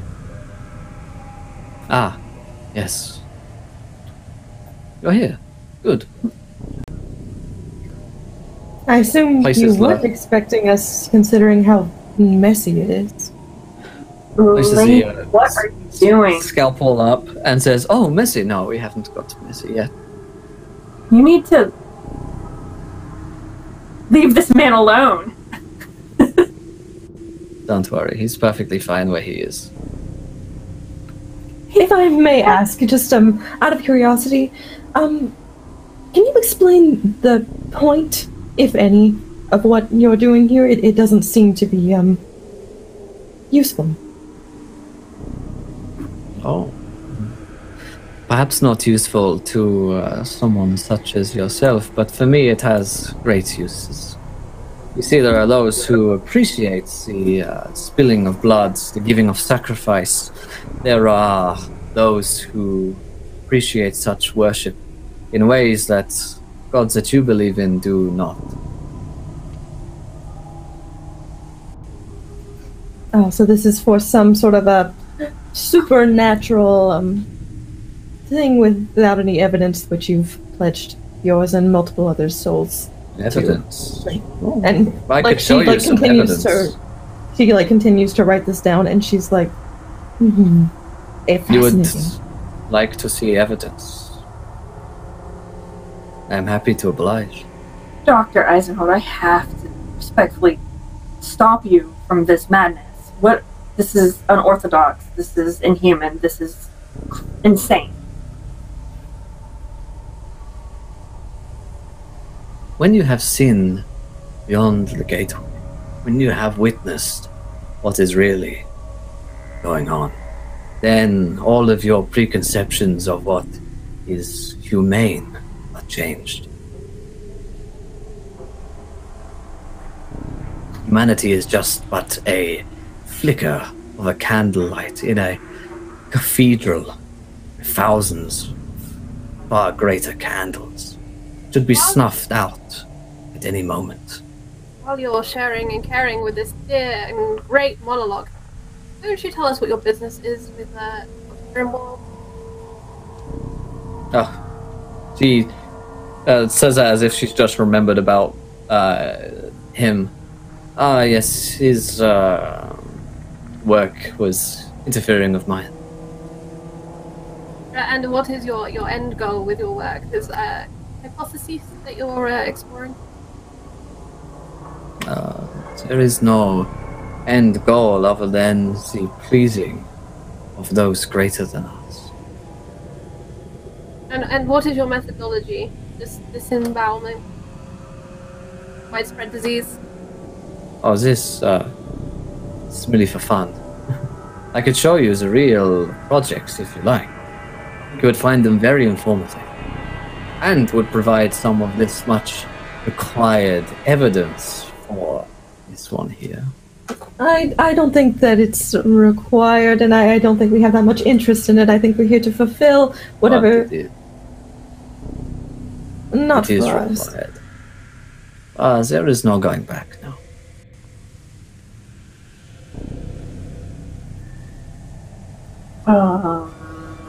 I try to go to the door and open it. Is it open? It is locked. We're locked in. We're locked in. We're locked in. Okay. What is the We're door locked made in. of? I pound on the door. Yeah, what It's is one of the those door made big of? sort of industrial steel doors. Okay. Well, we could just sit here all night until you get bored with us. I'm I would love to. try to, I don't know, inject her with a shot of morphine to knock her out. You want to move? Like, You want to move close towards her? well, I'm sure she probably sees me rummaging in my bag. It's not really like I have super stealth skills or anything like that. But yeah, that's what I'm going to try to do. I'm going to try to inject her with a syringe of morphine. Sure thing. You can move towards her and you make me a melee brawl. Can I do Oh. something to assist? If I see, because I'll see Eleanor the other side by the door coming back towards it. If I see this, can I try to distract her by going and, I don't know, stabbing her patient in the neck or something? Just grab the scalpel She doesn't. and just... Yeah, she's not concerned by this in the least. She's probably got more of her eyes on Eleanor. She rummages around in that bag. I'm just writing this down, like taking No, detailed I don't know notes what- of everything. Is that weapon unarmed or something? Is that what that would be? Yeah, it would be an unarmed. Alright, cool. Alright. That's really shoddy work. Not a chance. Yeah, now, despite your kind of flailing attempt, you will manage to, like, stick the morphine into her because she doesn't move at all. Oh. So like I mean, I know I'm not trying to be super stealthy, so she literally sees me going up on her with this and then just trying to, like, knock her out. She's like, whatever. Great. Your morphine, like, syringe or whatever, finds itself to, like, what seems like a rock-hard, like, exterior of skin. She, like, looks down, almost amused, and pulls open her, like, the bottom of her shirt to where you've, like, stuck it into her, like, belly. Mm-hmm. And you can see that on top of her, where her normal belly should be, she has sewn in and put over someone else's skin, which has been hardened and almost like armor, and has just sort of warded away the syringe which is snapped onto her. That was not a good idea, Eleanor. I suppose they all see it too then, right? Because it's not like she's hiding. Like she's like, haha. Right. You guys would see this. Haha, my extra skin. She says, I am not going to hurt any of you. I merely wish to show you my experiments, my hypotheses. No harm will come to you. Why us? I always require new initiates. Those who are interested in such works often find themselves to me. You're not by any means the first to come here, seeking answers. Well, we I were will provide them there to you. What's rather your explanation? Red I cup. do not deal with such matters. That is Ruby. But please understand that we weren't driven here by interest in your works or curiosity of what you do or who you are. We were driven here out of care for another. I think you might be taking too much credit for it. You are driven here by the same desire that all humans find themselves in my surgery for. You all wish for answers, whether you say that you do or not. The great answers to life and death, what lies beyond, fascinates us all. What are the answers then, if there is no other option? You could stay here and, like you say, we can play until I get bored with you. I'm not staying. I want to leave. Let us out.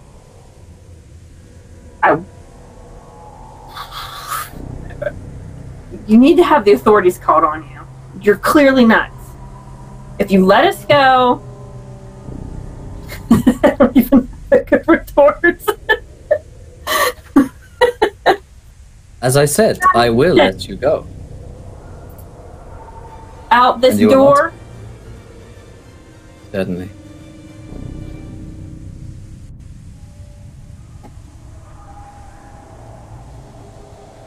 I tried the door. Is it unlocked? No. You're not letting us out through the door.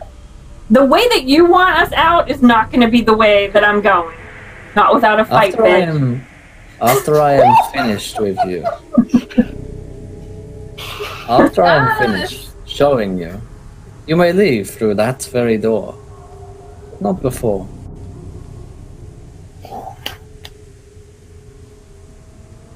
I can assure you, you would not survive any fight with me, bitch. Ed, where's the tea? I need some tea to go with this. Damn.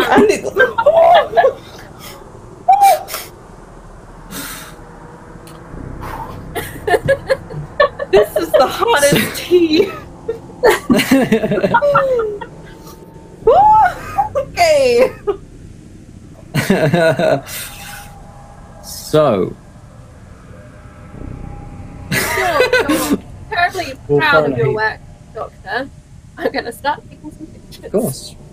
She opens up a door behind her, another big, heavy industrial steel door, and bids you to enter.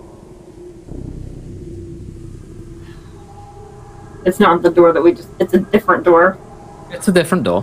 Great. What? God.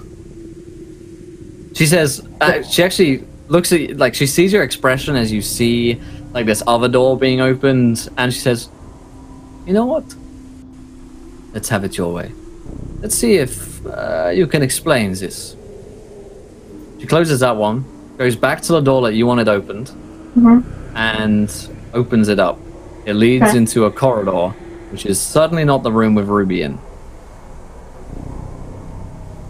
You can roll me a sanity check as you see that, because that is unexplainable.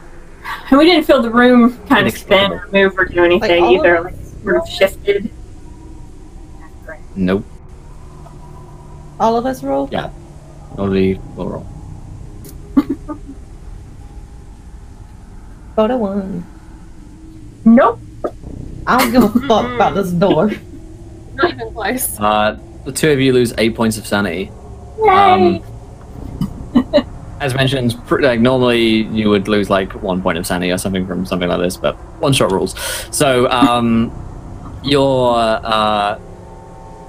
the two of you know that there's no possible way that this door could have opened to anywhere else but the room with Ruby. It's the door that you tried to get through. You haven't got turned around. There are 2 doors in this room, and there's no way that there's some kind of magic going on here. The only explanation is something that your mind doesn't understand. Okay. This corridor is filled with the same runes from floor to wall to ceiling. All of the walls here are covered in the same patterns and runes that seem to move.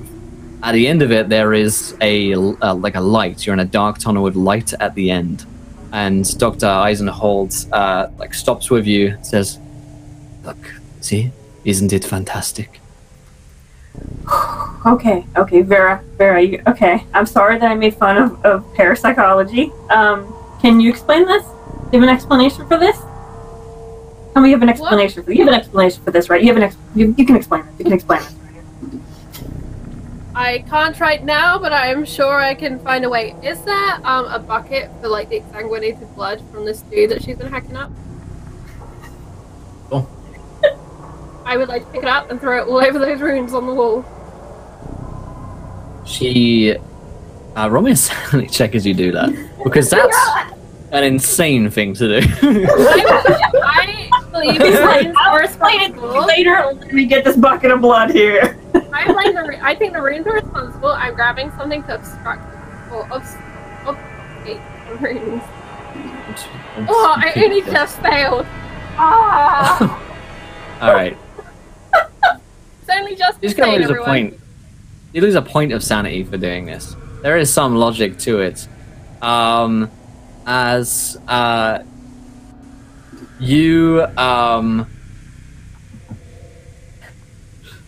you throw the blood over it, you'll watch as the runes and the patterns seem to grow. It almost is as if the runes drink the blood.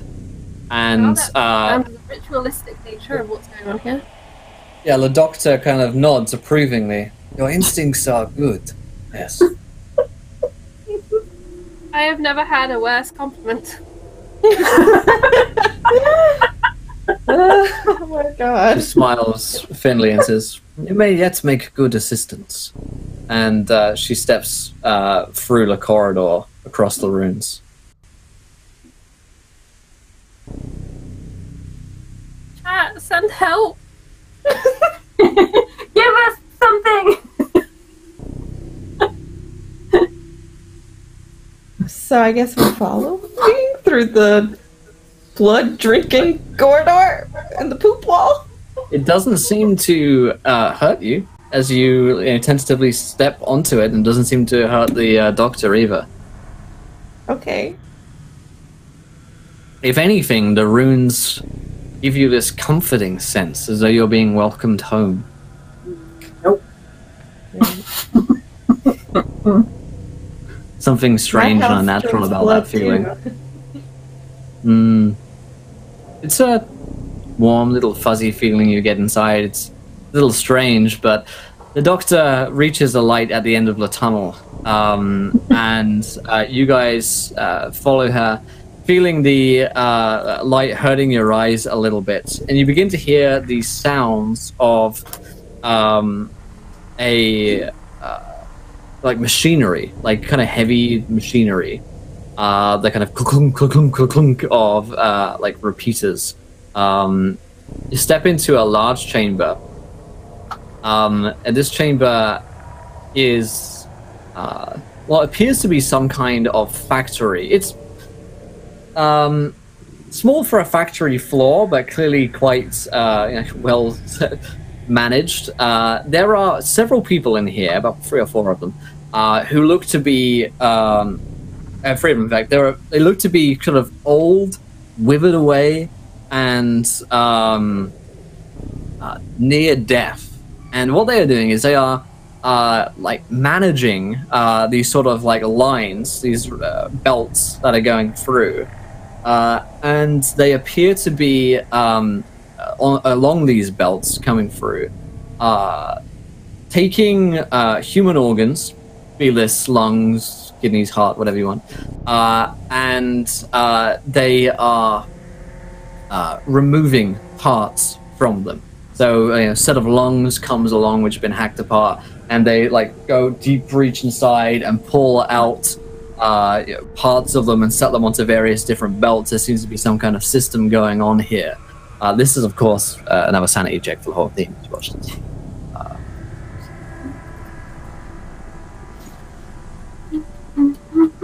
I have like a 1 in 5 chance.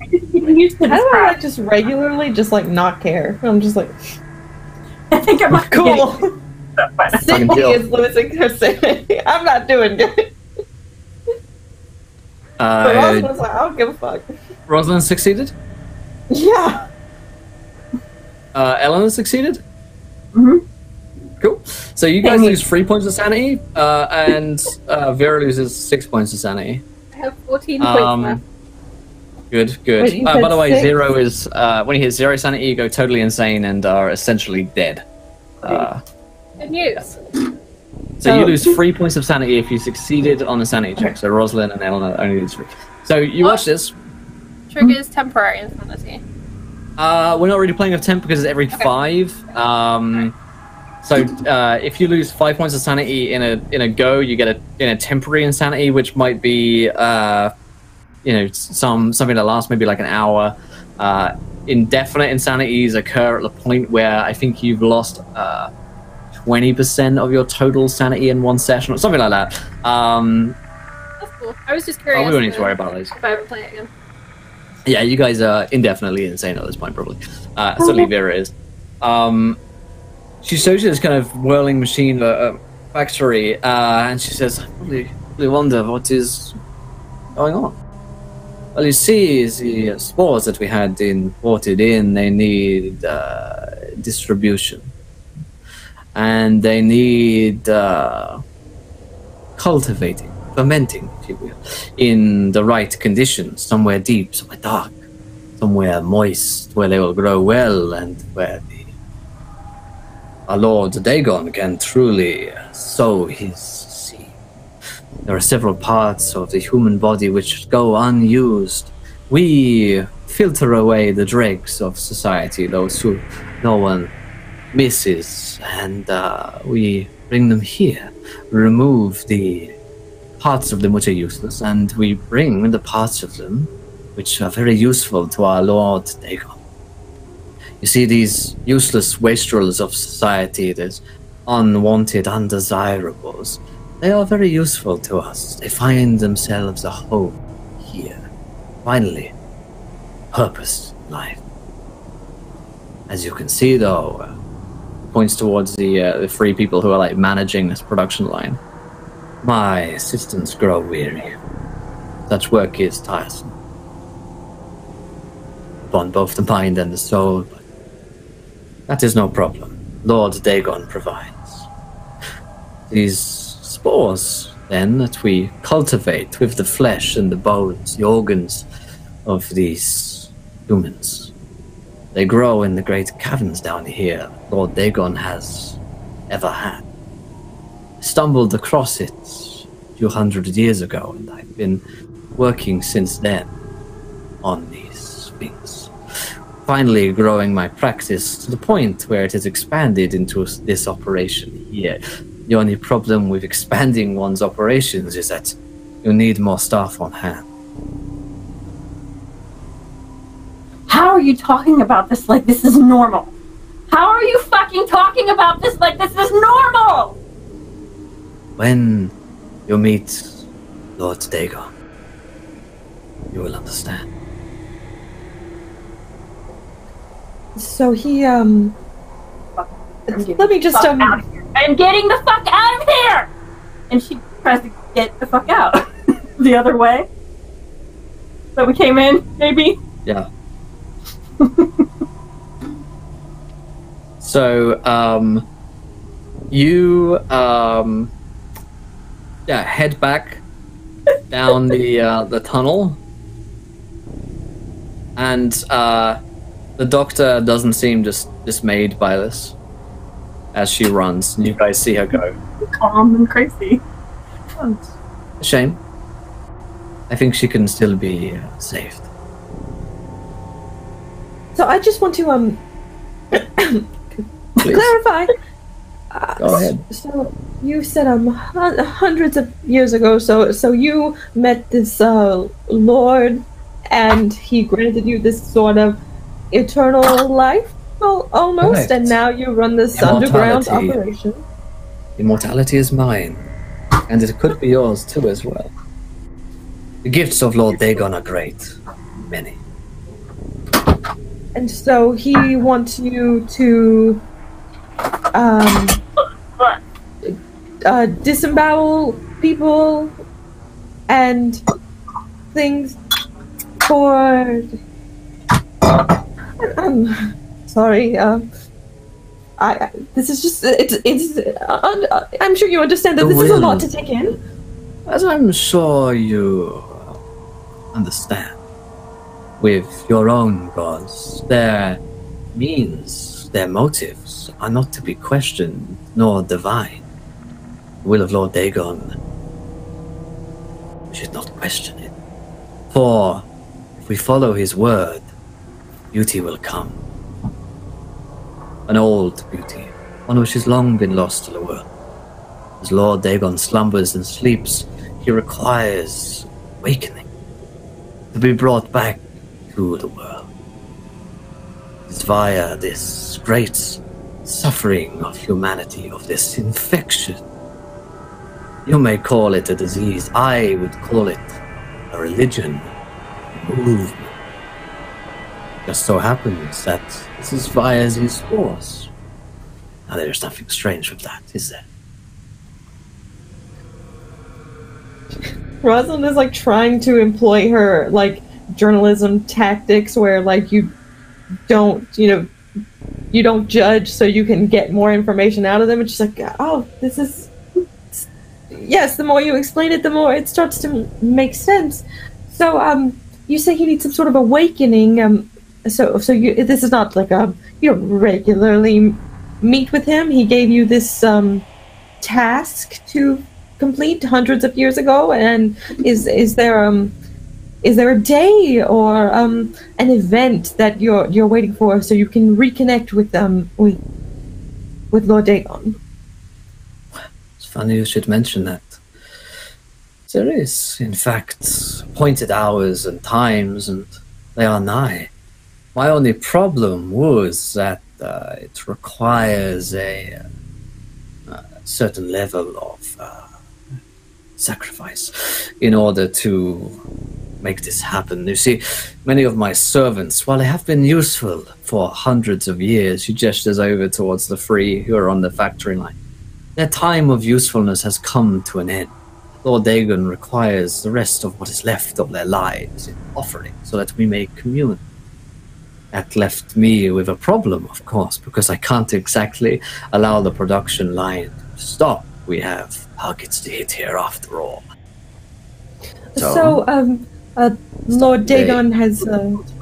See if you will. Ruby's been helping. So Lord Dagon has contacted you recently, even before his awakening, to tell you to remove these people from your workspace? Lord Dagon speaks to me constantly. I feel his presence at all times, and soon you will too. But see, I wonder, it seems that the people that are working on your line have come to you in the same way and same light that we have, so is our fate actually to receive these great rewards that you speak of, or are we one day going to be tossed out as offerings while spending so much time as a lowly lineman? Perhaps you would like to understand further their roles. Come. She bids you to follow her over to one of them. One of these essentially husks of people. Come here. Do you follow her? Yeah. Yeah. She says, touch it for a second. You'll understand, you will Oh feel my god. what they feel. What am I touching? This kind of husk of a person. She kind of bids you to touch it anywhere on its back as it's working the production line. Sort of like huge, emaciated, sort of skeletal body. She's like, I'm afraid I'm not sure if it's clean. I don't want anything to spread to me. I hope you can understand. It is not going to hurt you, as I have promised. You will understand further. I'm just a bit of a germaphobe, and this seems a little bit out of my comfort zone. A lot of things here are a bit out of my comfort zone.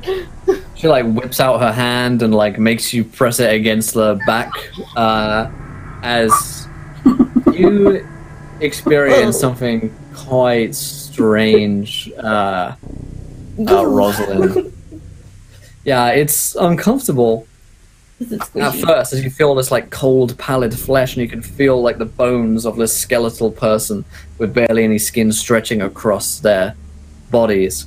And then you feel a euphoria, unlike any other. A feeling of such comfort that overwhelms you. And for this moment, all you feel is complete and utter fulfillment in you as a person. Everything that you have ever wanted to achieve, everything that you have ever wanted to be, every question that you have ever asked yourself, every unanswered question about who you are as a human, what your role is in life, is suddenly fulfilled and answered to you. And the answer is simple. It's so simple that you barely believe that for a while you didn't understand it, that you didn't think of this answer before, because it's just so clear to you now. And the answer is Lord Dagon. Creature not from here, not from your world, but something which is so divine and blessed in its existence that it has chosen to bring itself here to your world. And for a moment you realize just how insignificant your world is, just how insignificant you are. And the thought that out of all of the billions of planets and stars out there, that Lord Dagon had graced himself with yours and in such proximity is incredible. The idea that you've gone your whole life without devoting every ounce of your being to its worship is... it almost feels like you've been misbehaving your entire life, like you've not been penitent to this god that clearly you should have been.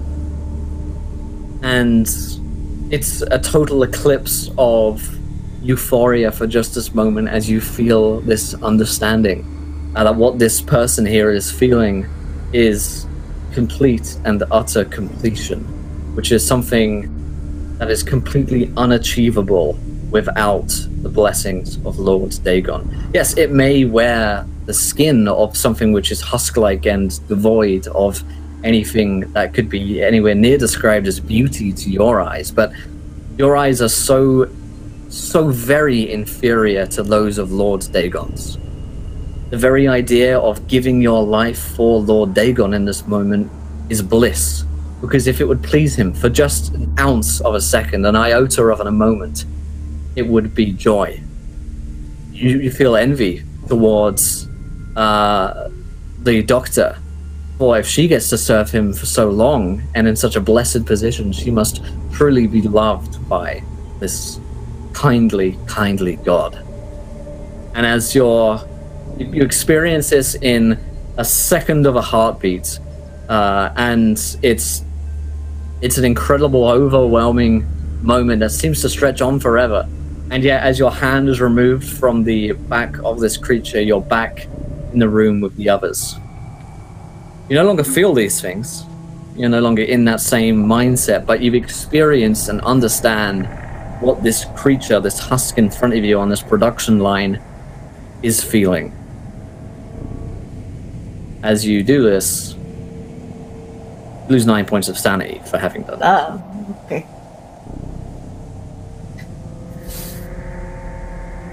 As you come out, you just hear the Vera's camera, the mechanical wear as it works away.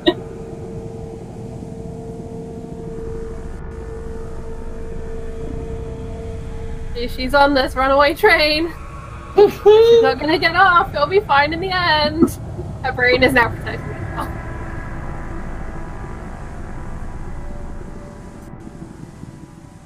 What do you do when you come back out of this, Rosalind?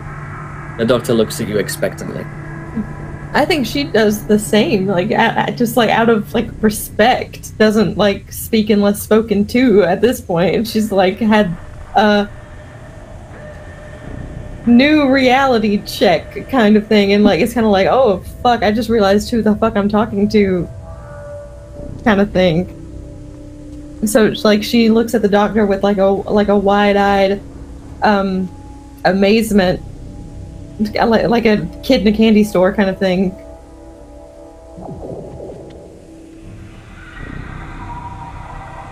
She looks at you and kind of like there's a moment of understanding as she like knows that you know the same as she does, and she looks expectantly over towards Vera. And what of you, Miss Williams? Would you see into the great unseen beyond the gateway? I have certainly seen enough. The expression and impression you've left on Rosalind is quite a change in the young woman. She's like, I am not touching that thing. Mm-mm. Well, that is a shame if you will not look as well. Wouldn't you say, Rosalind? It is something that should be seen.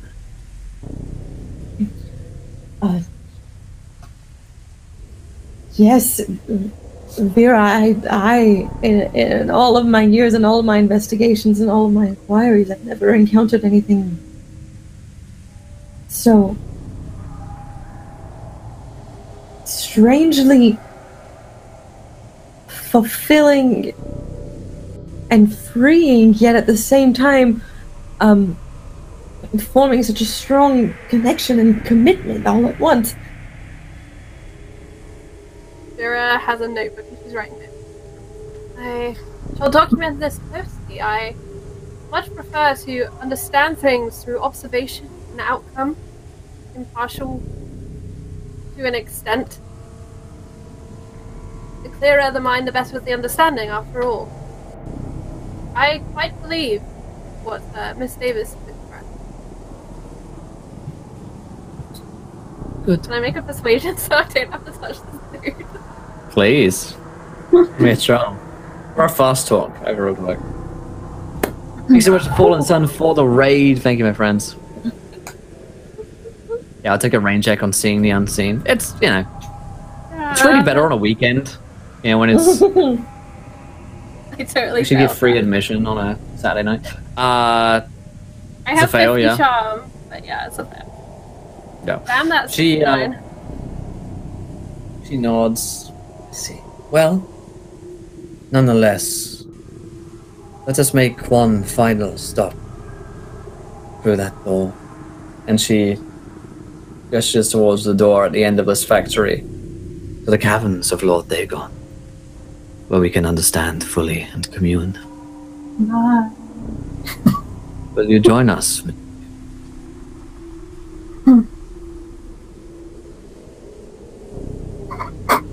I believe it is wise to... down the hallway. I don't know what is wise anymore, actually.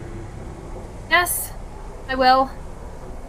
I have journeyed down many rabbit holes before. This is the most bizarre and convincing one. She nods. Very good. We'll have to see about Eleanor. As you open the, as the door is opened and you are let inside, you enter into a great cavern filled with green, mossy-like spores and a huge, deep, dark pool with an vice-like altar in the center of it. As the two of you find yourselves walking No. across the sort of sludge-like moss towards this vice. The free husks come in behind you from this vice, which is probably about, yay big or so, big enough to like fit someone's like head into, maybe about that size someone's head. There are several daggers which point out of it, kind of like knives.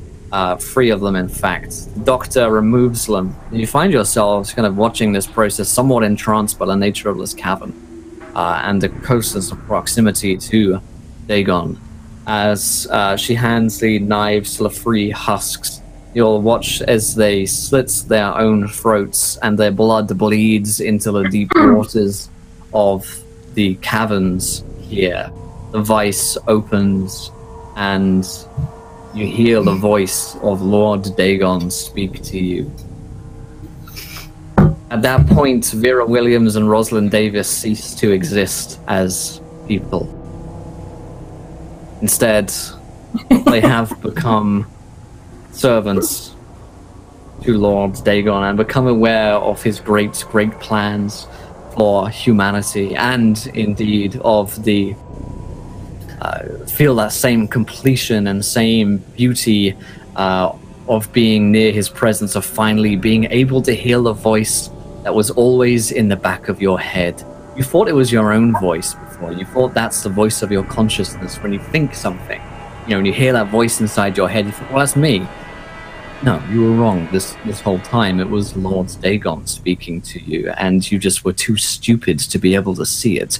But now your eyes are wide open, and you can see the truth once. And there's more as well. There's more for you to be done. There's so much work to be done. You're going to go on a trip. You're going to a far distant land. Peru is where you're headed, because in Peru, there are items. There are items that Lord Dagon wants you to collect. These masks of another god that should be his, and they will be yours instead, and you'll complete this mission for him. However, meanwhile, Eleanor, you run back out down the corridor, back through the doors which open for you, and you find yourself back in the surgery with Ruby. Oh, hi. Oh. Back so soon? So Ruby's in the surgery room now, not at the desk area where we were. Bitch, you better let me out of here before I kill you. Oh. I'd like to see you try.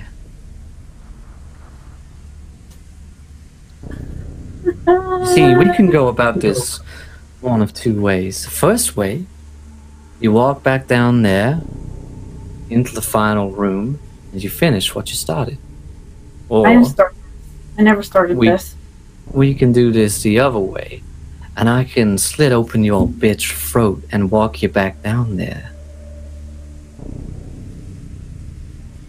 Bring it. Bring it. There is a final confrontation, a furied combat with Eleanor and Ruby, and I think dodges. I might be able to dodge it for a bit. You certainly do. You certainly manage to evade her oncoming presence for a good couple of seconds as this creature, clearly inhuman, moves in towards you. It gently caresses your throat in what feels like a lover's way. It's only then that you realize, as you stab her over and over with whatever you have, you claw at her. Yeah, you just throw all that you've got at her. She slices you open, and with one very delicate, caring hand, pulls you towards your somewhat, your dying corpse through the tunnel once again until you serve Lord Dagon. That was Call of Cthulhu, my friends. So I'm really more happy to lose a game. I'm not gonna lie. There you go. There you go. That's the point of Cthulhu, especially with one shots in this game. A little bit of a prelude, I guess, to the Masks of Nyarlathotep. There, we're going to see. The cool thing is, in the next season of Encounter Roleplay, you guys are going to be working for Lord Dagon, or your characters, or at least will be what's left of them, will be sent to hunt after the Masks of Nyarlathotep. So we have not yet seen the last of Rosalind, Vera, and Eleanor, I fear, they may yet come up as combatants against our oncoming. Against it, even in an altered form. Yep. I really want someone to like take a screenshot of my face at the beginning, full of hope, full of light, and then like at the end, I'm like, but like a side by side of what I've been through. So only one person died. Really, just the same. Right, only one person died, and that was Eleanor. Rosalind and Vera just ceased to exist as humans. They are badass now. Eleanor died and then became that, but like you guys never had to go through like some kind of death process, so there's that going like for you. Dagon angels now, so like exactly, or Dagon's sisters. Dagon's angels, like maybe for the three of you. Yeah, that's what we put on the back of our motorcycles.